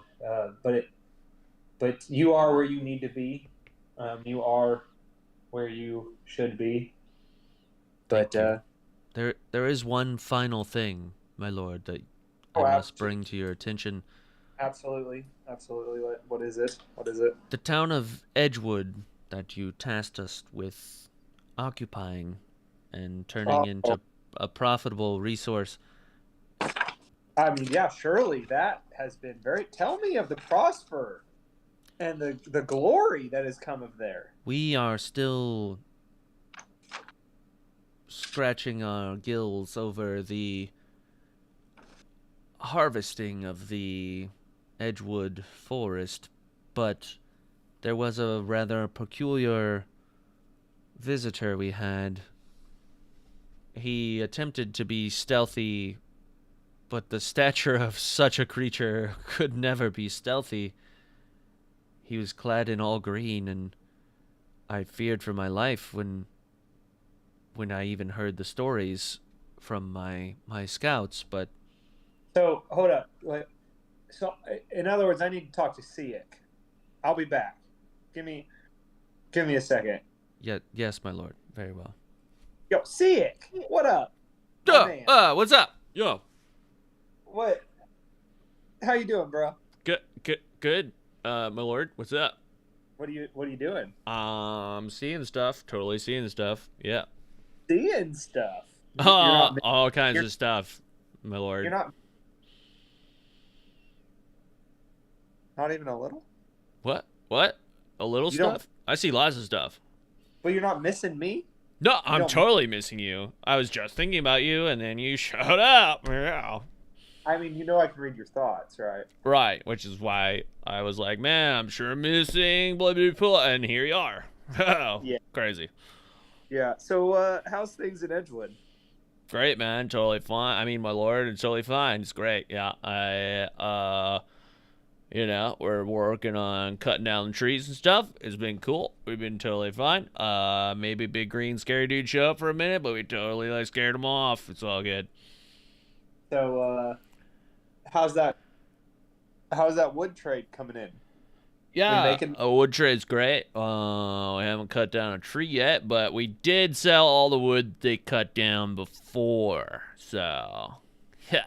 So no tree's been cut down. Not yet, but we're totally on it. All right, that is our top priority.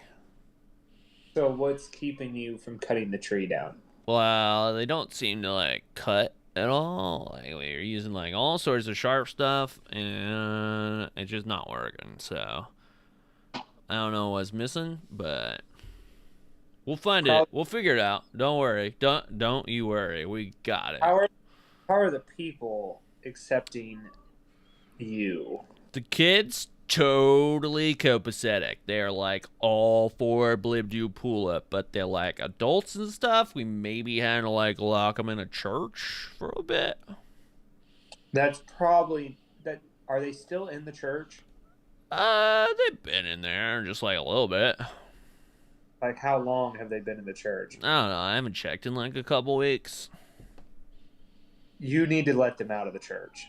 Let them out right now? Yeah, right now. I want you to go to the church and open. All right, okay. All right, I'm headed over there right now. All right.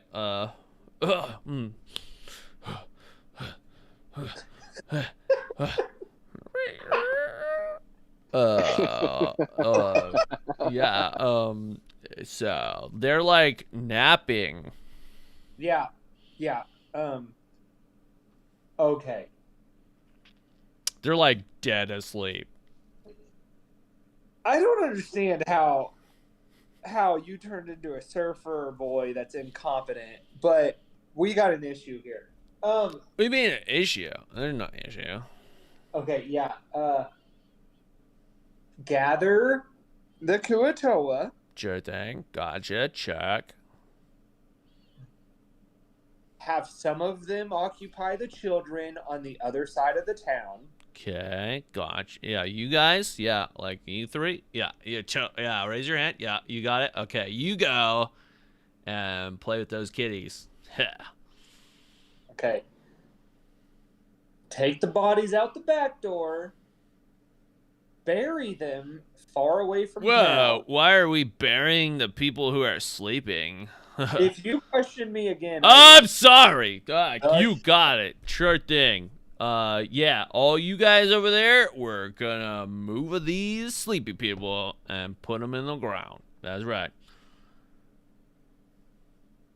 Yeah, and are the children not missing the parents? No, they're like totally cool with everything. They're like, no parents, whoa, yeah, fish people, and we're like, yeah, kuta, oh yeah. Okay. Yeah, bury them, Sure thing. and then Should we like put little like breathing tubes in the ground or something? they breathing at this moment. They're not like breathing water, so I'm not really sure. Is their chest moving up and down? No. Worry about the breathing tube. Okay, alright, got you, fam.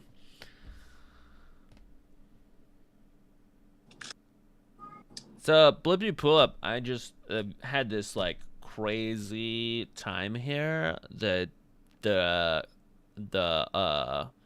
nappy people, they introduced me to this like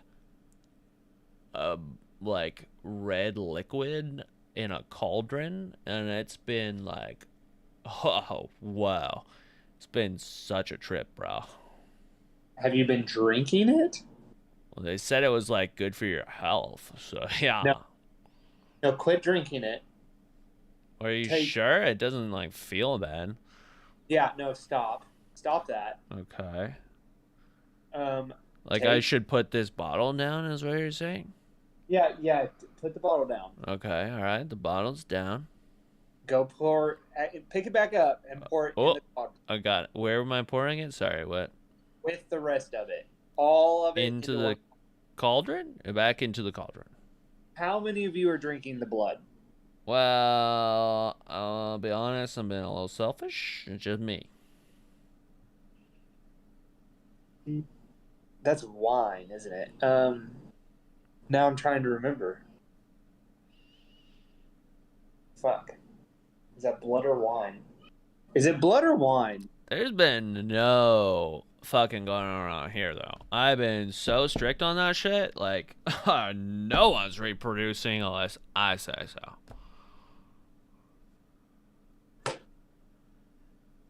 Because I get people all the time, all kucha, coming up to me. Hey, whoa, sick. Hey, can I have, like, intercourse with the nappy people? And I say, no. No sex with the nappy people.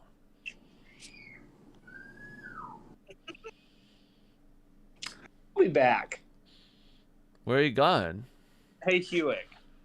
Yes, my lord. I need I need someone to go check on Siak.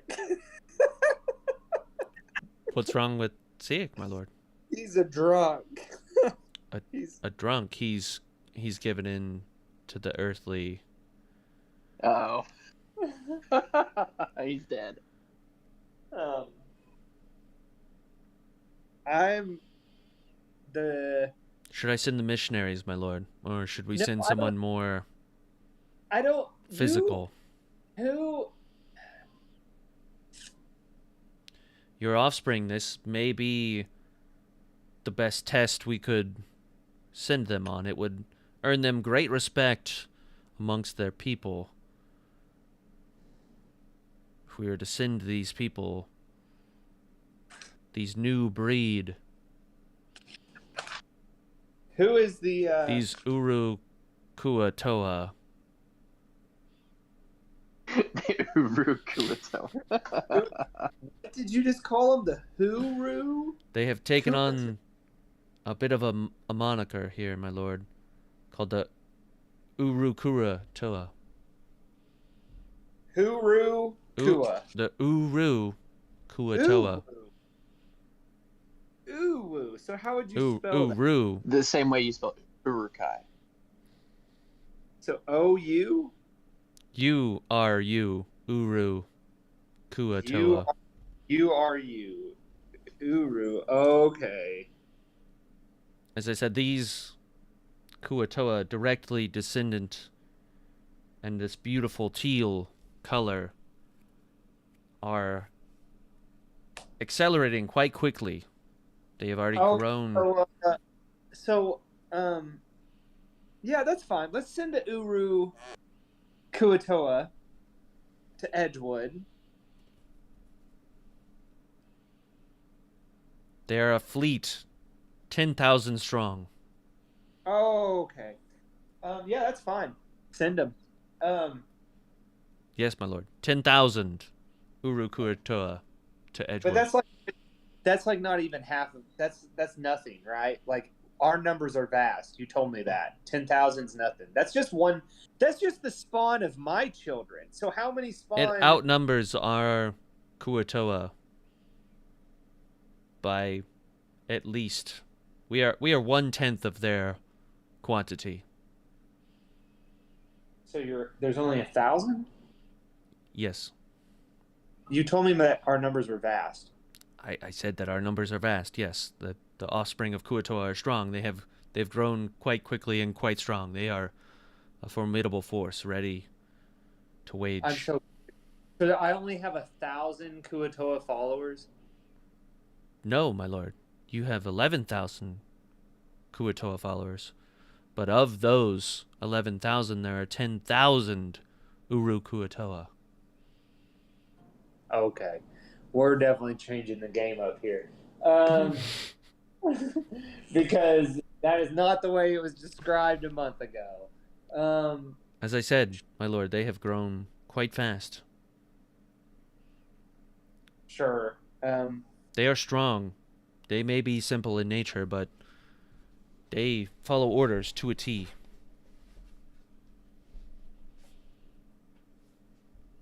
You know what? Just keep them there. Very well, my lord. Who shall I send to deal with Sieg? No one. Edgewood's a lost hope. No, my lord. What? I do not mean to question you, but I can save Edgewood. Well, how are you going to save Edgewood? I will personally accompany a small group of Kuatoa loyal to you, as all Kuatoa are, and we will dispatch of Sieg and his distractions from the town of Edgewood, and I personally will see to the harvest of this Edgewood, this Lambros forest, this Lambros wood that you speak so highly of. I mean, I just don't know if it's worth it. Like, apparently... My lord, things are going swimmingly here in the Trident. It does not need my supervision.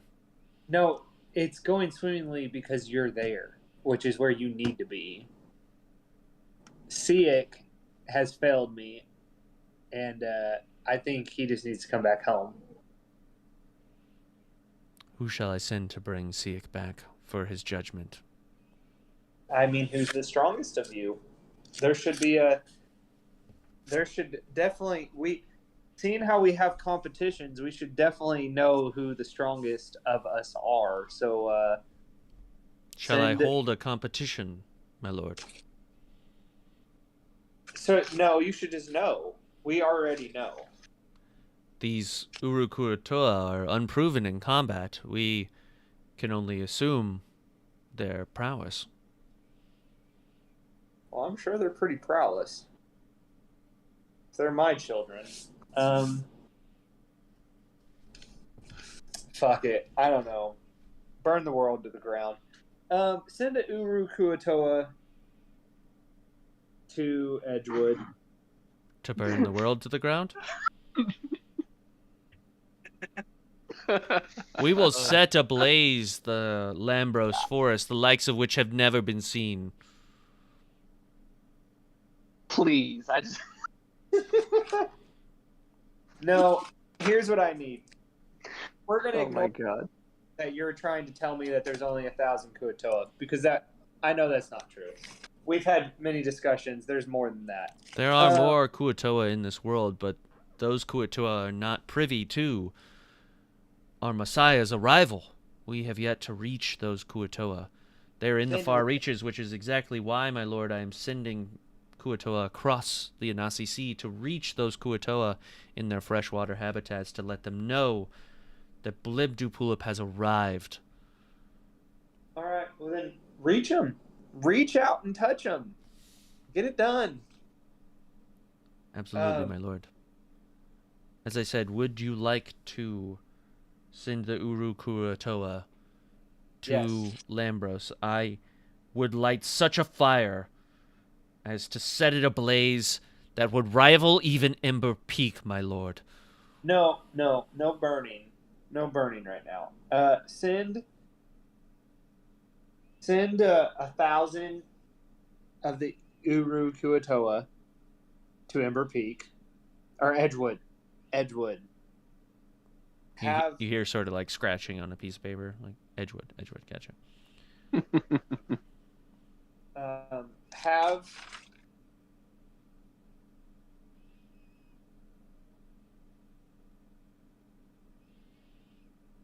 Have Miak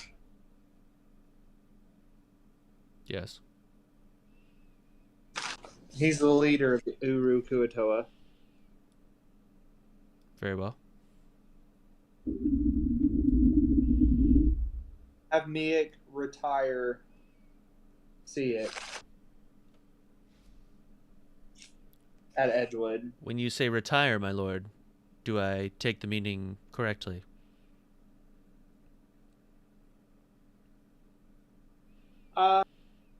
Say no more, yeah. my lord. I will deal with it. And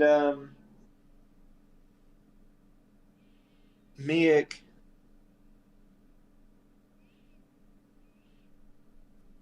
I'll reach out to him.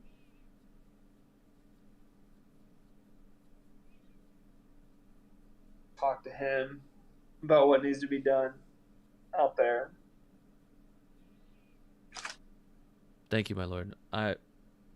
May I ask one thing of you? Yeah, what do you need?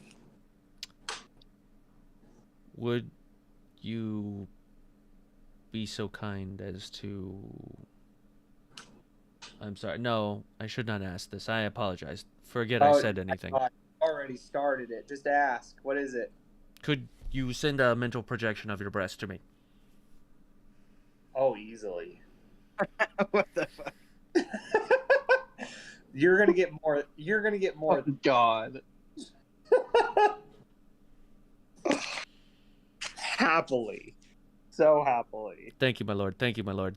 Is there anything else I can do for you? Yeah, you can rub that big one out. I'm not familiar with your common speech, my lord, but I would do anything you asked of me.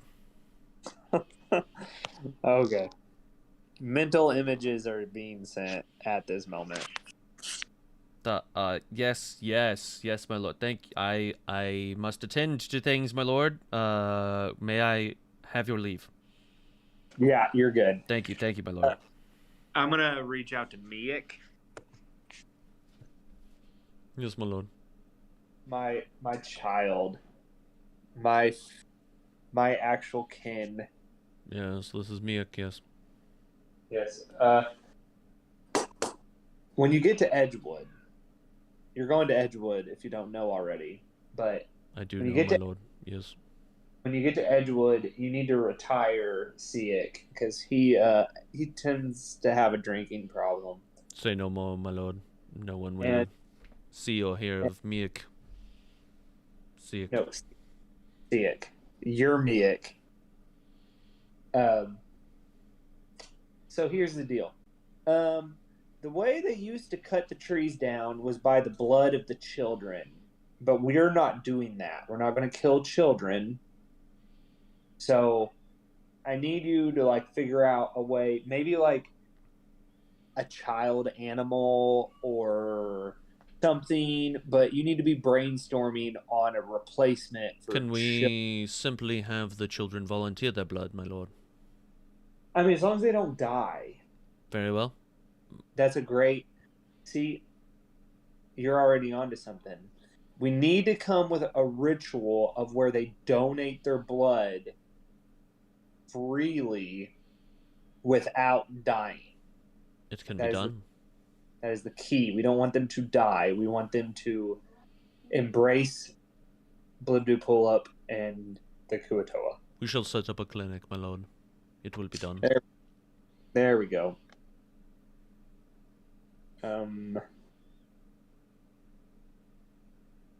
Alrighty.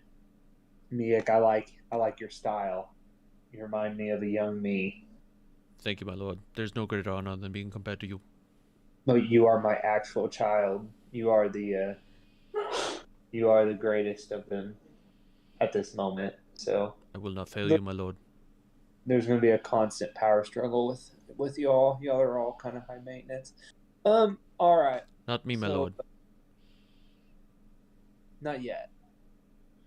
I will not fail you. Okay. So good. You know what needs to be done. Go get it done. I love you. I love Appreciate you as you. well, my lord. Thank you for bestowing upon me this great task. And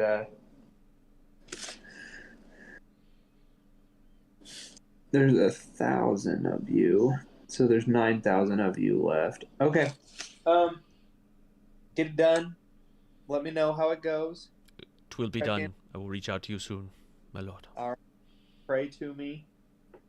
Gotcha. Praise to Lord Blibdu Pull-Up, I'm wielder gonna of Jane's Bane. I'm gonna reach out to the rest of the Kuatoa and my followers, Yes, my lord.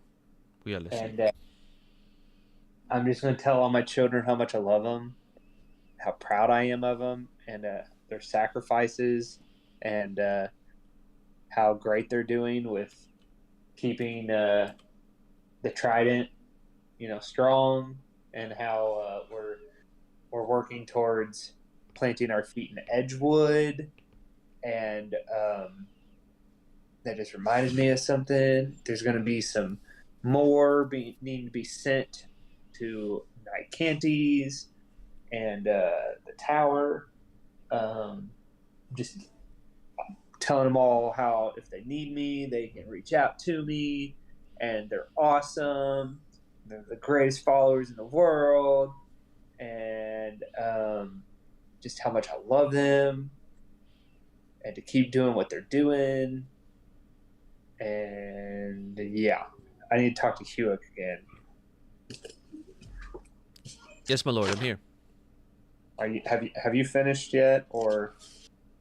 I was merely getting started, my lord. Well, okay. I'm interrupting you again. You are never interrupting me, my lord. I need about I don't know, 25 Kuatoa Yes. sent on their way. Like, I know there's 20 here already, but I need like 25 more missionary type settlers, people who are done with schooling and ready Would you to like go me out. to send the blind followers? No. I need whoever you think's qualified. 25 of them. Very well. Whoever you 25 of our Well- finest missionaries. Yes, my lord. Well, it doesn't have to be missionaries. I need settlers. Who's this? Who's settlers? Who's the 25 settlers you got? I can pick 25 of the most strong and hardy and fertile settlers, if you would Sounds wish. fair. Very well. It is Um, done. They need to head their way to the Nicantes area, where there's a watchtower, and then there's going to be a little farming village, and there's going to be a house with no door. It's the only one with no door. The land's very prosperous here, and they're going to settle here into this cabin and start Kuatoan. So send them this way. Yes, my lord. Should we rendezvous with the 20 that are already on location at Nicantes? No, they just need to come straight to the cabin with no door. They can swim right up to it. I'm planting a mental signal of that location right now in your brain. Yes, I see it now, my lord. Yeah. It is done. They- I will send them on their way. At first light tomorrow, they will head All your right. direction. All right. Well, unless you got any news for me. No, my lord. I've shared everything with you. All right. Well, I just feel all my people. I can feel them. I feel full of them. So I'm gonna end it with that. Bye. Bye. I think that was our longest prayer session. Good job, Josh. Well, it's been a while. I was trying to get caught up on all the recent events. It's always funny. It has been a minute. I'm pretty upset with Siak. Hey, man. 3 days is a long time to go without supervision, so. Well, he's gonna take retirement a little bit early, so. The rest of you awaken, well rested. Everybody gets your spell slots back. Full HP back to the tippy top. You guys Awesome. awaken to some sort of breakfast fish stew. Like everything seems to be some sort of variation on fish stew, just with minor changes. So there's food if you wish to eat it. Dive in. All right, Detective Easter diving in. It doesn't taste much different. There is a slight more like sort of white gravy to this one that was not included in the last fish stew, but you see the breakfast inspiration behind it. You can appreciate it at least. I'm appreciating it kind of all down my shirt, not the side of my face and everything. So. The smell makes its way outside, and Stony and even Blib from the ocean, you can smell this heavenly white gravy soup, fish soup.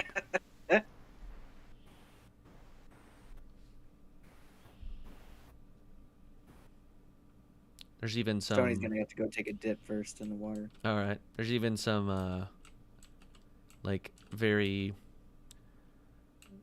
staunch biscuits also available. But yes, Stony, you go for your little morning swim, just sort of, loosen the joints, get a little seawater back in the spots where you need it. Feel a little refreshed, some seawater running through the gills.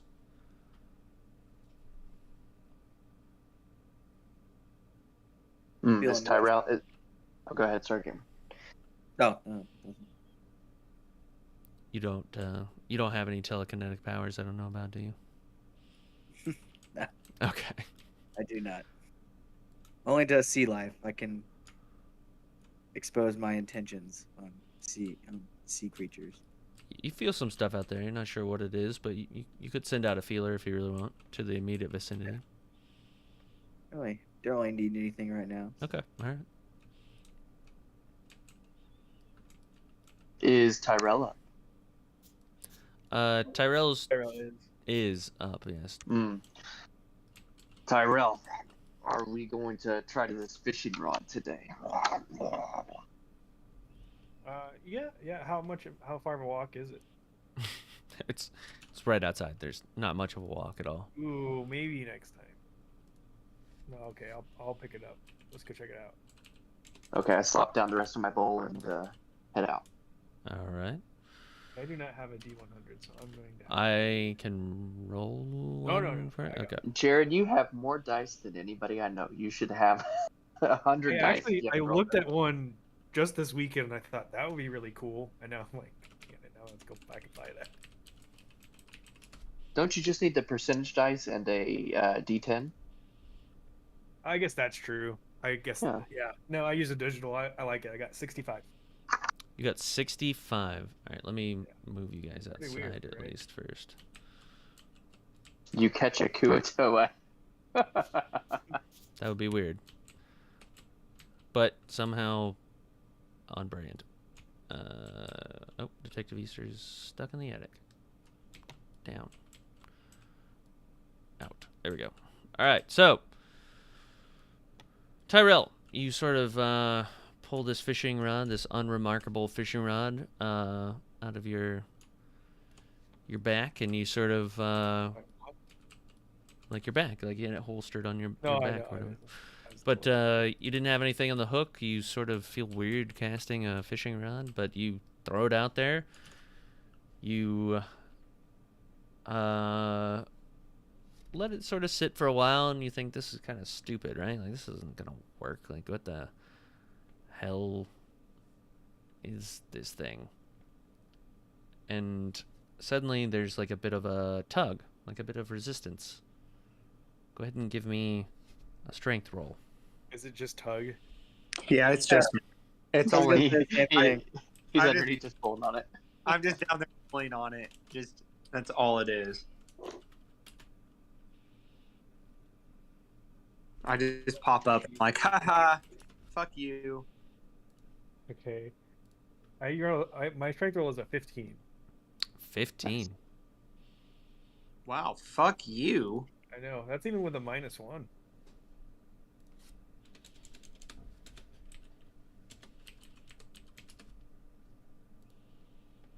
Okay. 65.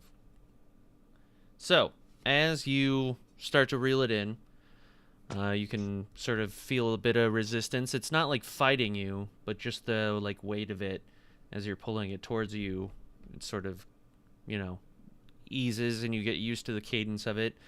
And as you pull sort of back in a typical fishing fashion, what breaches from the water, but some sort of tome, some sort of book, and it sort of splashes Really?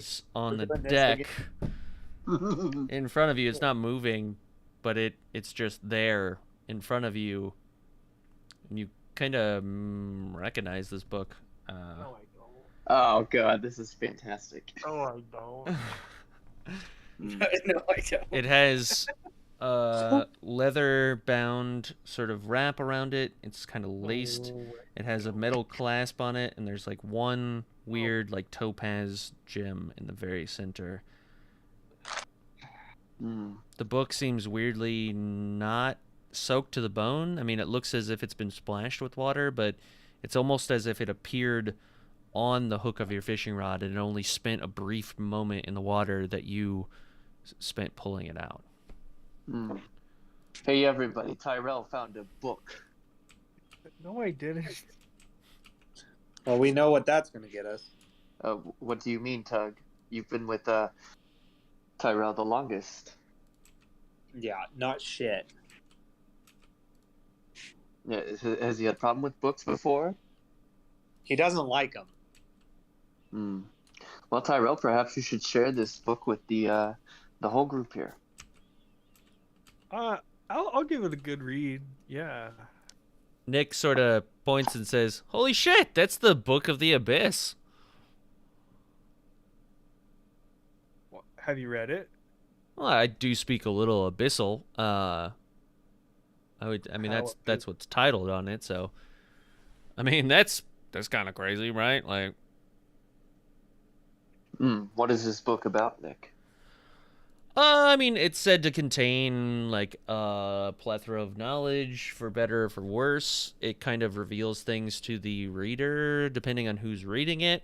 So it's kind of like a sketchy, scary book. Like, it's almost as if somebody's sort of like looking at you as you're looking at it kind of thing. So like what you know, it knows. It's a very like symbiotic kind of thing.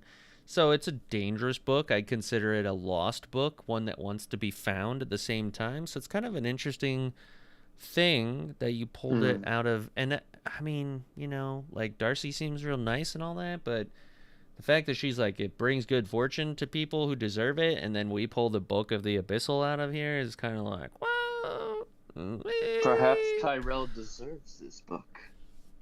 I don't know, but that's a powerful thing right there. But deserving?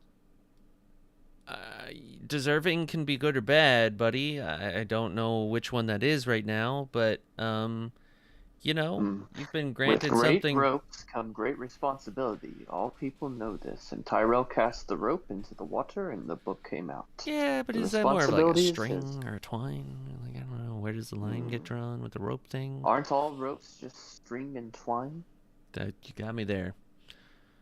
But yeah, I mean, probably not great to leave that thing here, so maybe we chuck it in a bag or something. I mean, Yes. Late night reading would be good. Here, Soul, you hold it for a minute. Okay. You handed me a I'll have to read it. butthole eye, so I'll hand you this book. Fair trade. Hey, I think it is a fair trade. all right. Soul's got the book. I feel safer already. I think this is a good idea. Cool. Well, you want to try and cast it again? No, it only works once a day. We should go check on Oh, the yeah, deed for but the Darcy property. says it only works once a day. I mean, we didn't even question it, right? Like, we're just going to say, oh, yeah, Darcy knows what she's talking about. Like, what if it just works all the time? I mean, it seems like it have diminishing returns. I'm good with a once a day. Like I don't need that much. I don't know. Nick is pretty rich. He might know what he's talking about. Yeah, see? Money? Duh. Look, you're not a gambler. None of you guys here are worth a like. I mean, what's the If you're rich enough, you just know what worst? you're talking about. What's the worst that's gonna happen? We're gonna throw it out there and nothing's gonna happen. Ooh, okay. Lesson learned. Fireball. Fireball? We're surrounded by water. Okay, it's a fishing rod. You're telling me a fireball is gonna happen in the water? Perhaps it'll break, or perhaps it'll summon a fish that'll pull it back in if you use it too often. Maybe it will usher in a new ice age. I don't know. Man. You know, we could just ask Darcy. I'll walk back in and ask her myself. Yeah, that's totally fine. And you sort of turn around, and from the deck, you see Darcy sort of shout to you guys, say, "Don't cast it a second time. It's not a good idea. What happens if we cast it a second time? Only bad things have ever happened." Okay. Well, are you going to help us finalize this whole deed transferring? Well, yes, of course. I promised I will be accompanying you to Nicantes before I leave. Well, that's not Terry. We have to have the official documents so that way this house and this property, the land, can be rightfully turned over to, the new tenants. Very well. Let's head off. All right. You guys make your way. I'm not going to carry that token all the way. But you guys make your way through the streets. It's rather lively streets. Again, it's kind of hard for you people who are not from Nicantes to be used to such a thing of night all the time. But you guys make your way to the... Oh, who's getting hung? No, that's just how busy it is in the city square. Nobody's getting hung, but you make it to the Hall of Justice, and you go down, or up, sorry, to the second floor. And lo and behold, stepping inside, there are, the chairs look empty, but there are many guards and keepers of justice, all hard at work. And Detective Easter, just the place to go to. Beep-doop. Right here. Alrighty. Yes, we'd like to transfer a deed to of a Nicantes property, and of course I do have my certificates here showing I am a citizen of Nicantes and can receive said property.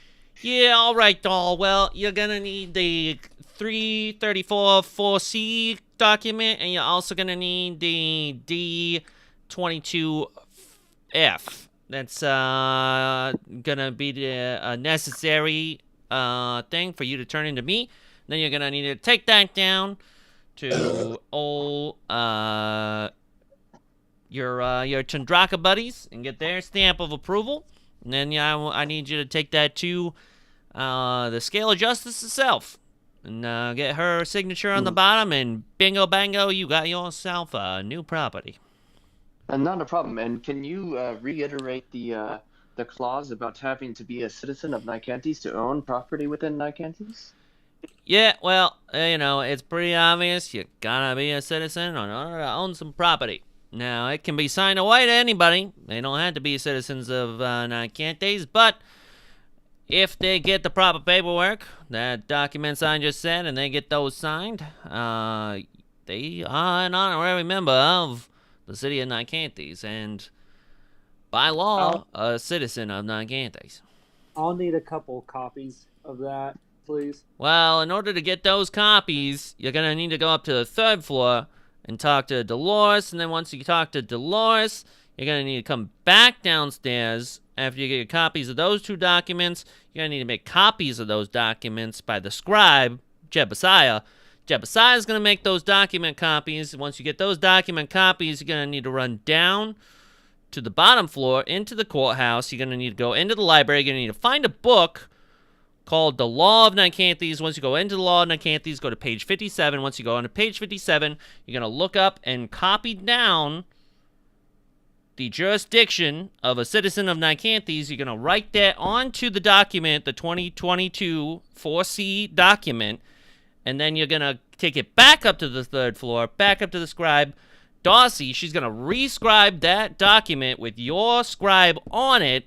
And then you're going to need to take it back down to me, get a stamp of approval, take it to the Keeper of Justice, and bring it back up here, finally, back to me for its final signature, and then, bingo bango, you are a citizen of Nicantes. Yeah, And current citizens of Nicantes already bypassed that process. Absolutely. Forward, All you got to show is your ID. Alrighty, and here is my ID. All right, very well. All right, just sign this X right here. X. All right. Detective Easter Chandraka, you are the proud owner of a new property on the outskirts of Nicantes. Congratulations. Thank you very much. Now, just so you know, if you wish to transfer this at any point, all you're going to need to do is get the document 2240C from me and the document DDLX4, and you're going to need to take those down to the library. You're going to need to find a book called The Transfer of Power. Once you find that book called Transfer of Power, you go to page 11.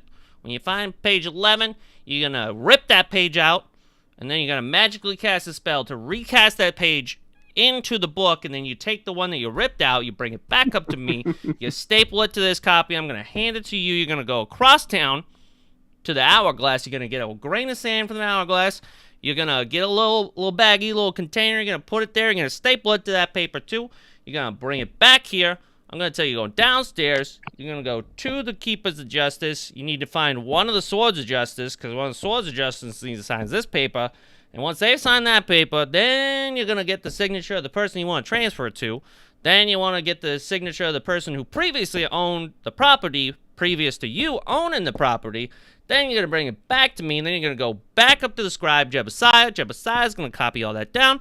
You're going to go back down to the library. You're going to find a book called The Sand of Nicantes. You're going to find another passage in that book from page 99. You're going to get that page. You're going to bring it back up here, the full book, not just the page. I'm going to rip it out. I'm going to cast a spell. You're going to take the book, go back down to the library, put the book away, bring back those papers up to me. Then I'm going to sign it. You're going to sign it. The previous owner is going to sign it. And the person you're transferring to is going to sign it. Then you take it outside and you throw it in the air. Bingo, bango. New property owner. Well, I know what we're doing next time. So That's a real simple process. perfect. I'm glad that we could easily transfer this over to a citizen of Nicantes, and now it belongs to a citizen of Nicantes. Of course, Madame Bleba would be happy to transfer it over if you went through the proper protocols and paid the Tundraka a nice fee. Thank you very much. It's real simple, darling. You just come and talk to me anytime. I'm happy to recant it for you. If you don't mind, I'm a little busy. At ease. At ease, he says. Okay, all right, darling. See you later.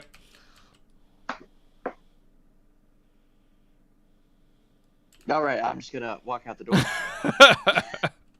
I don't know if anybody else is, but I thought that was a great conversation, and I have a signed piece of paper. It says that property is mine. All right, you guys are all standing outside of the Hall of Justice.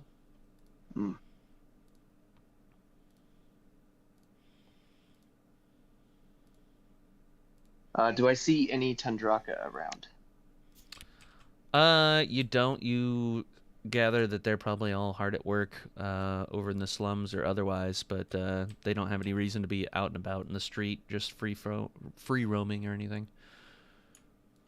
Okay, I'm going to take a moment and write a note and hand it to Professor Bojangles. All right. So And out tell of him to your take off. out of your duster, out of your coat, Detective Bojangles comes out and grabs the note. Detective.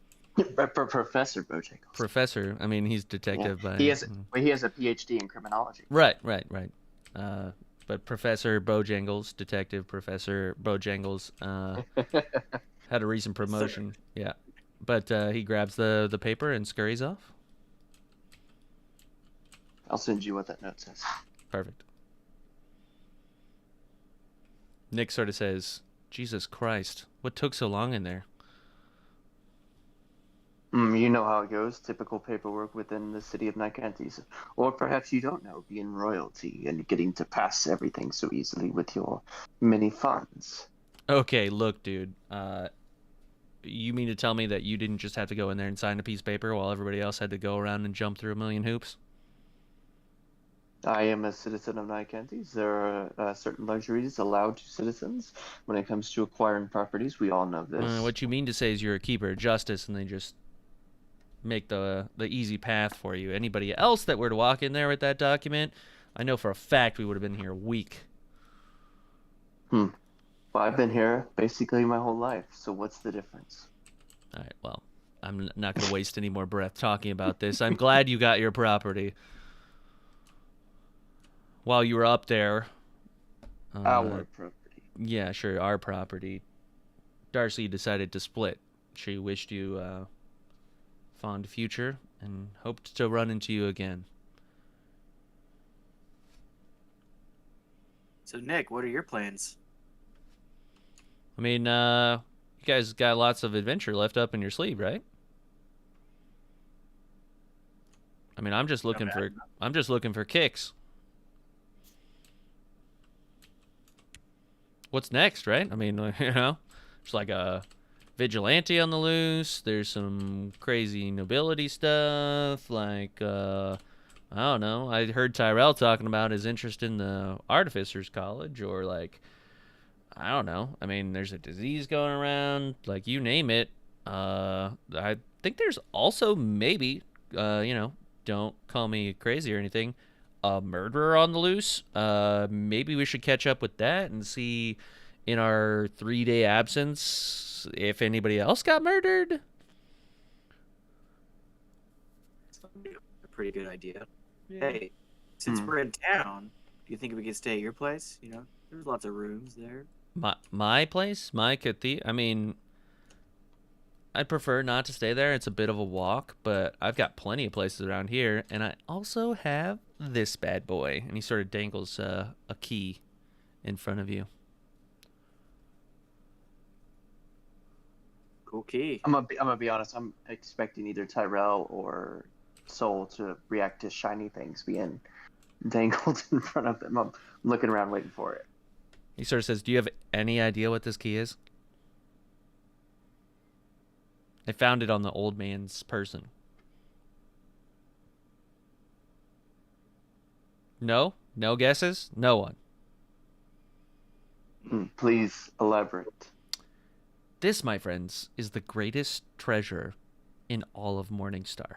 This right here is the free passage into any speakeasy in the city. I just flashed Let's do this it bad right now. boy. You game? I mean, I'm all for the Chumbawamba challenge. I've never done it before. I know I'm what they sorry, say. You know what they Nick, say. but this is where we must depart. in Oh, our Detective ways. Easter, come on, man. Look. I know a lot of these speakeasies are technically frowned upon by the Keepers of Justice, but I know you well enough, man. Like, I wouldn't get you into any trouble I couldn't get you out of, okay? These speakeasies, too. I mean, let's say you go to them, right? Sure. You don't have to partake. That's not illegal for you to be there. Let's just say you're on an undercover mission. You're gathering intelligence. Nobody has to know you're a Keeper of Justice.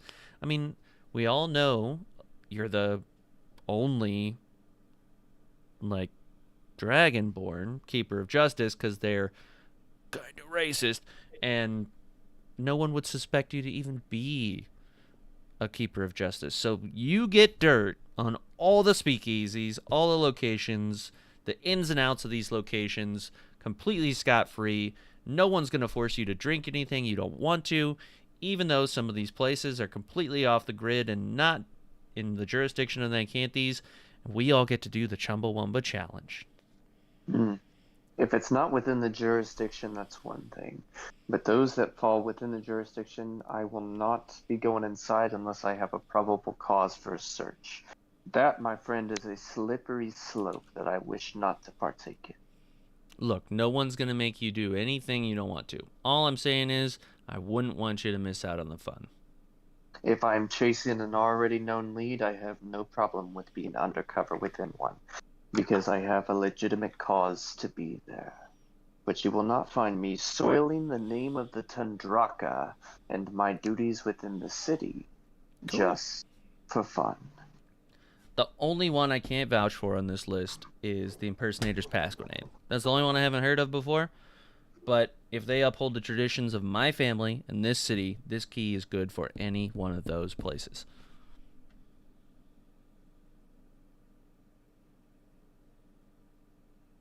So are we game? Does it sound fun? Chumbawamba challenge? Maybe find some murderers on the way?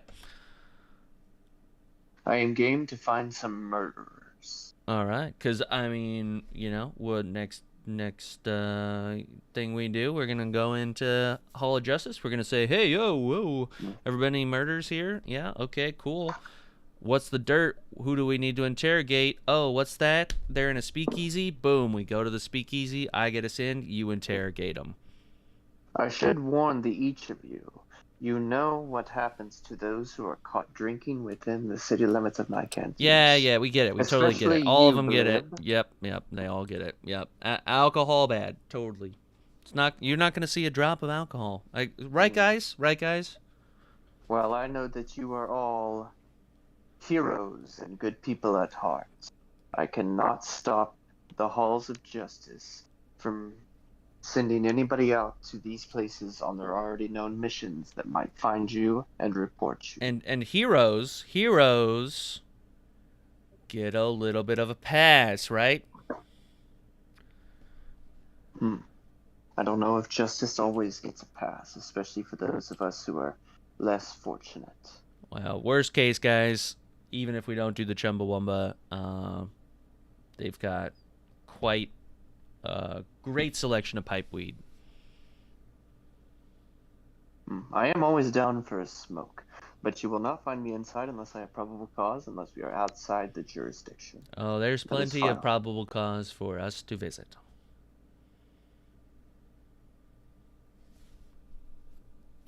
Isn't the fact that it's a speakeasy a probable cause? Exactly. Illegal Well, activity. Just because speakeasies exist does not mean that I am the leading detective on that case. I would have to check, of course, all the proper paperwork, and we've seen how all those channels go to find these sorts of things. But if I discover a crime in the act, I can start an And we investigation definitely myself. won't ever encounter any other keepers of justice that may be on the, on the take from any sort of speakeasy, right? I mean, that would be great information for a stand-up officer like yourself. If I did find officers who were skimming money off the top, then I would, of course, investigate that. Well, it sounds like we have ourselves an agreement. You guys are up for the Chumbawamba Challenge, which we may or may not partake in, and Detective Easter is going to get a whole slew of information that he didn't have access to before, all because of this little key right here. So cool. We're off to find murderers. Chumba, We're off wamba, to... chumba, chumbo. Sorry, I have to be the Debbie Downer. That's my role. I gave you some good reasons to be there, so... Oh yeah, you give me plenty. Right. We're 5 minutes shy, but sorry for the long exposition session, but yeah. Congrats on leveling up. Congrats on successfully burying and giving Quinn a burial. And you're back in the city. You're officially done with the Tower of Pestilence. I don't know that you discovered everything you went there to discover. But the journey continues. The quests continue. The adventures are never ending. And the city is vast and ready to be explored. So where you guys go from here is totally up to you. But yeah, we'll see where it takes us. Woohoo. Which one of you thought about reanimating Quinn? Be honest. Never. Never? No one? Easter was strongly against it, so.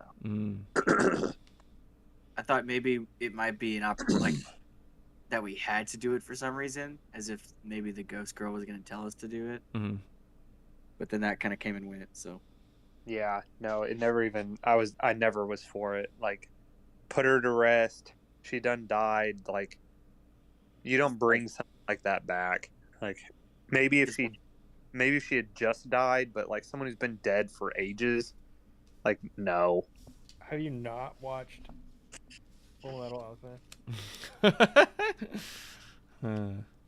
But I'm like seriously falling asleep as I'm trying to like finish up, so I'm out, guys. Like, I need to go to bed. No worries. We're all finished, man. That was a wrap. Deuces. Yeah, good job. Say goodbye leveling to up. the stream. Say goodnight, stream. Good night, stream.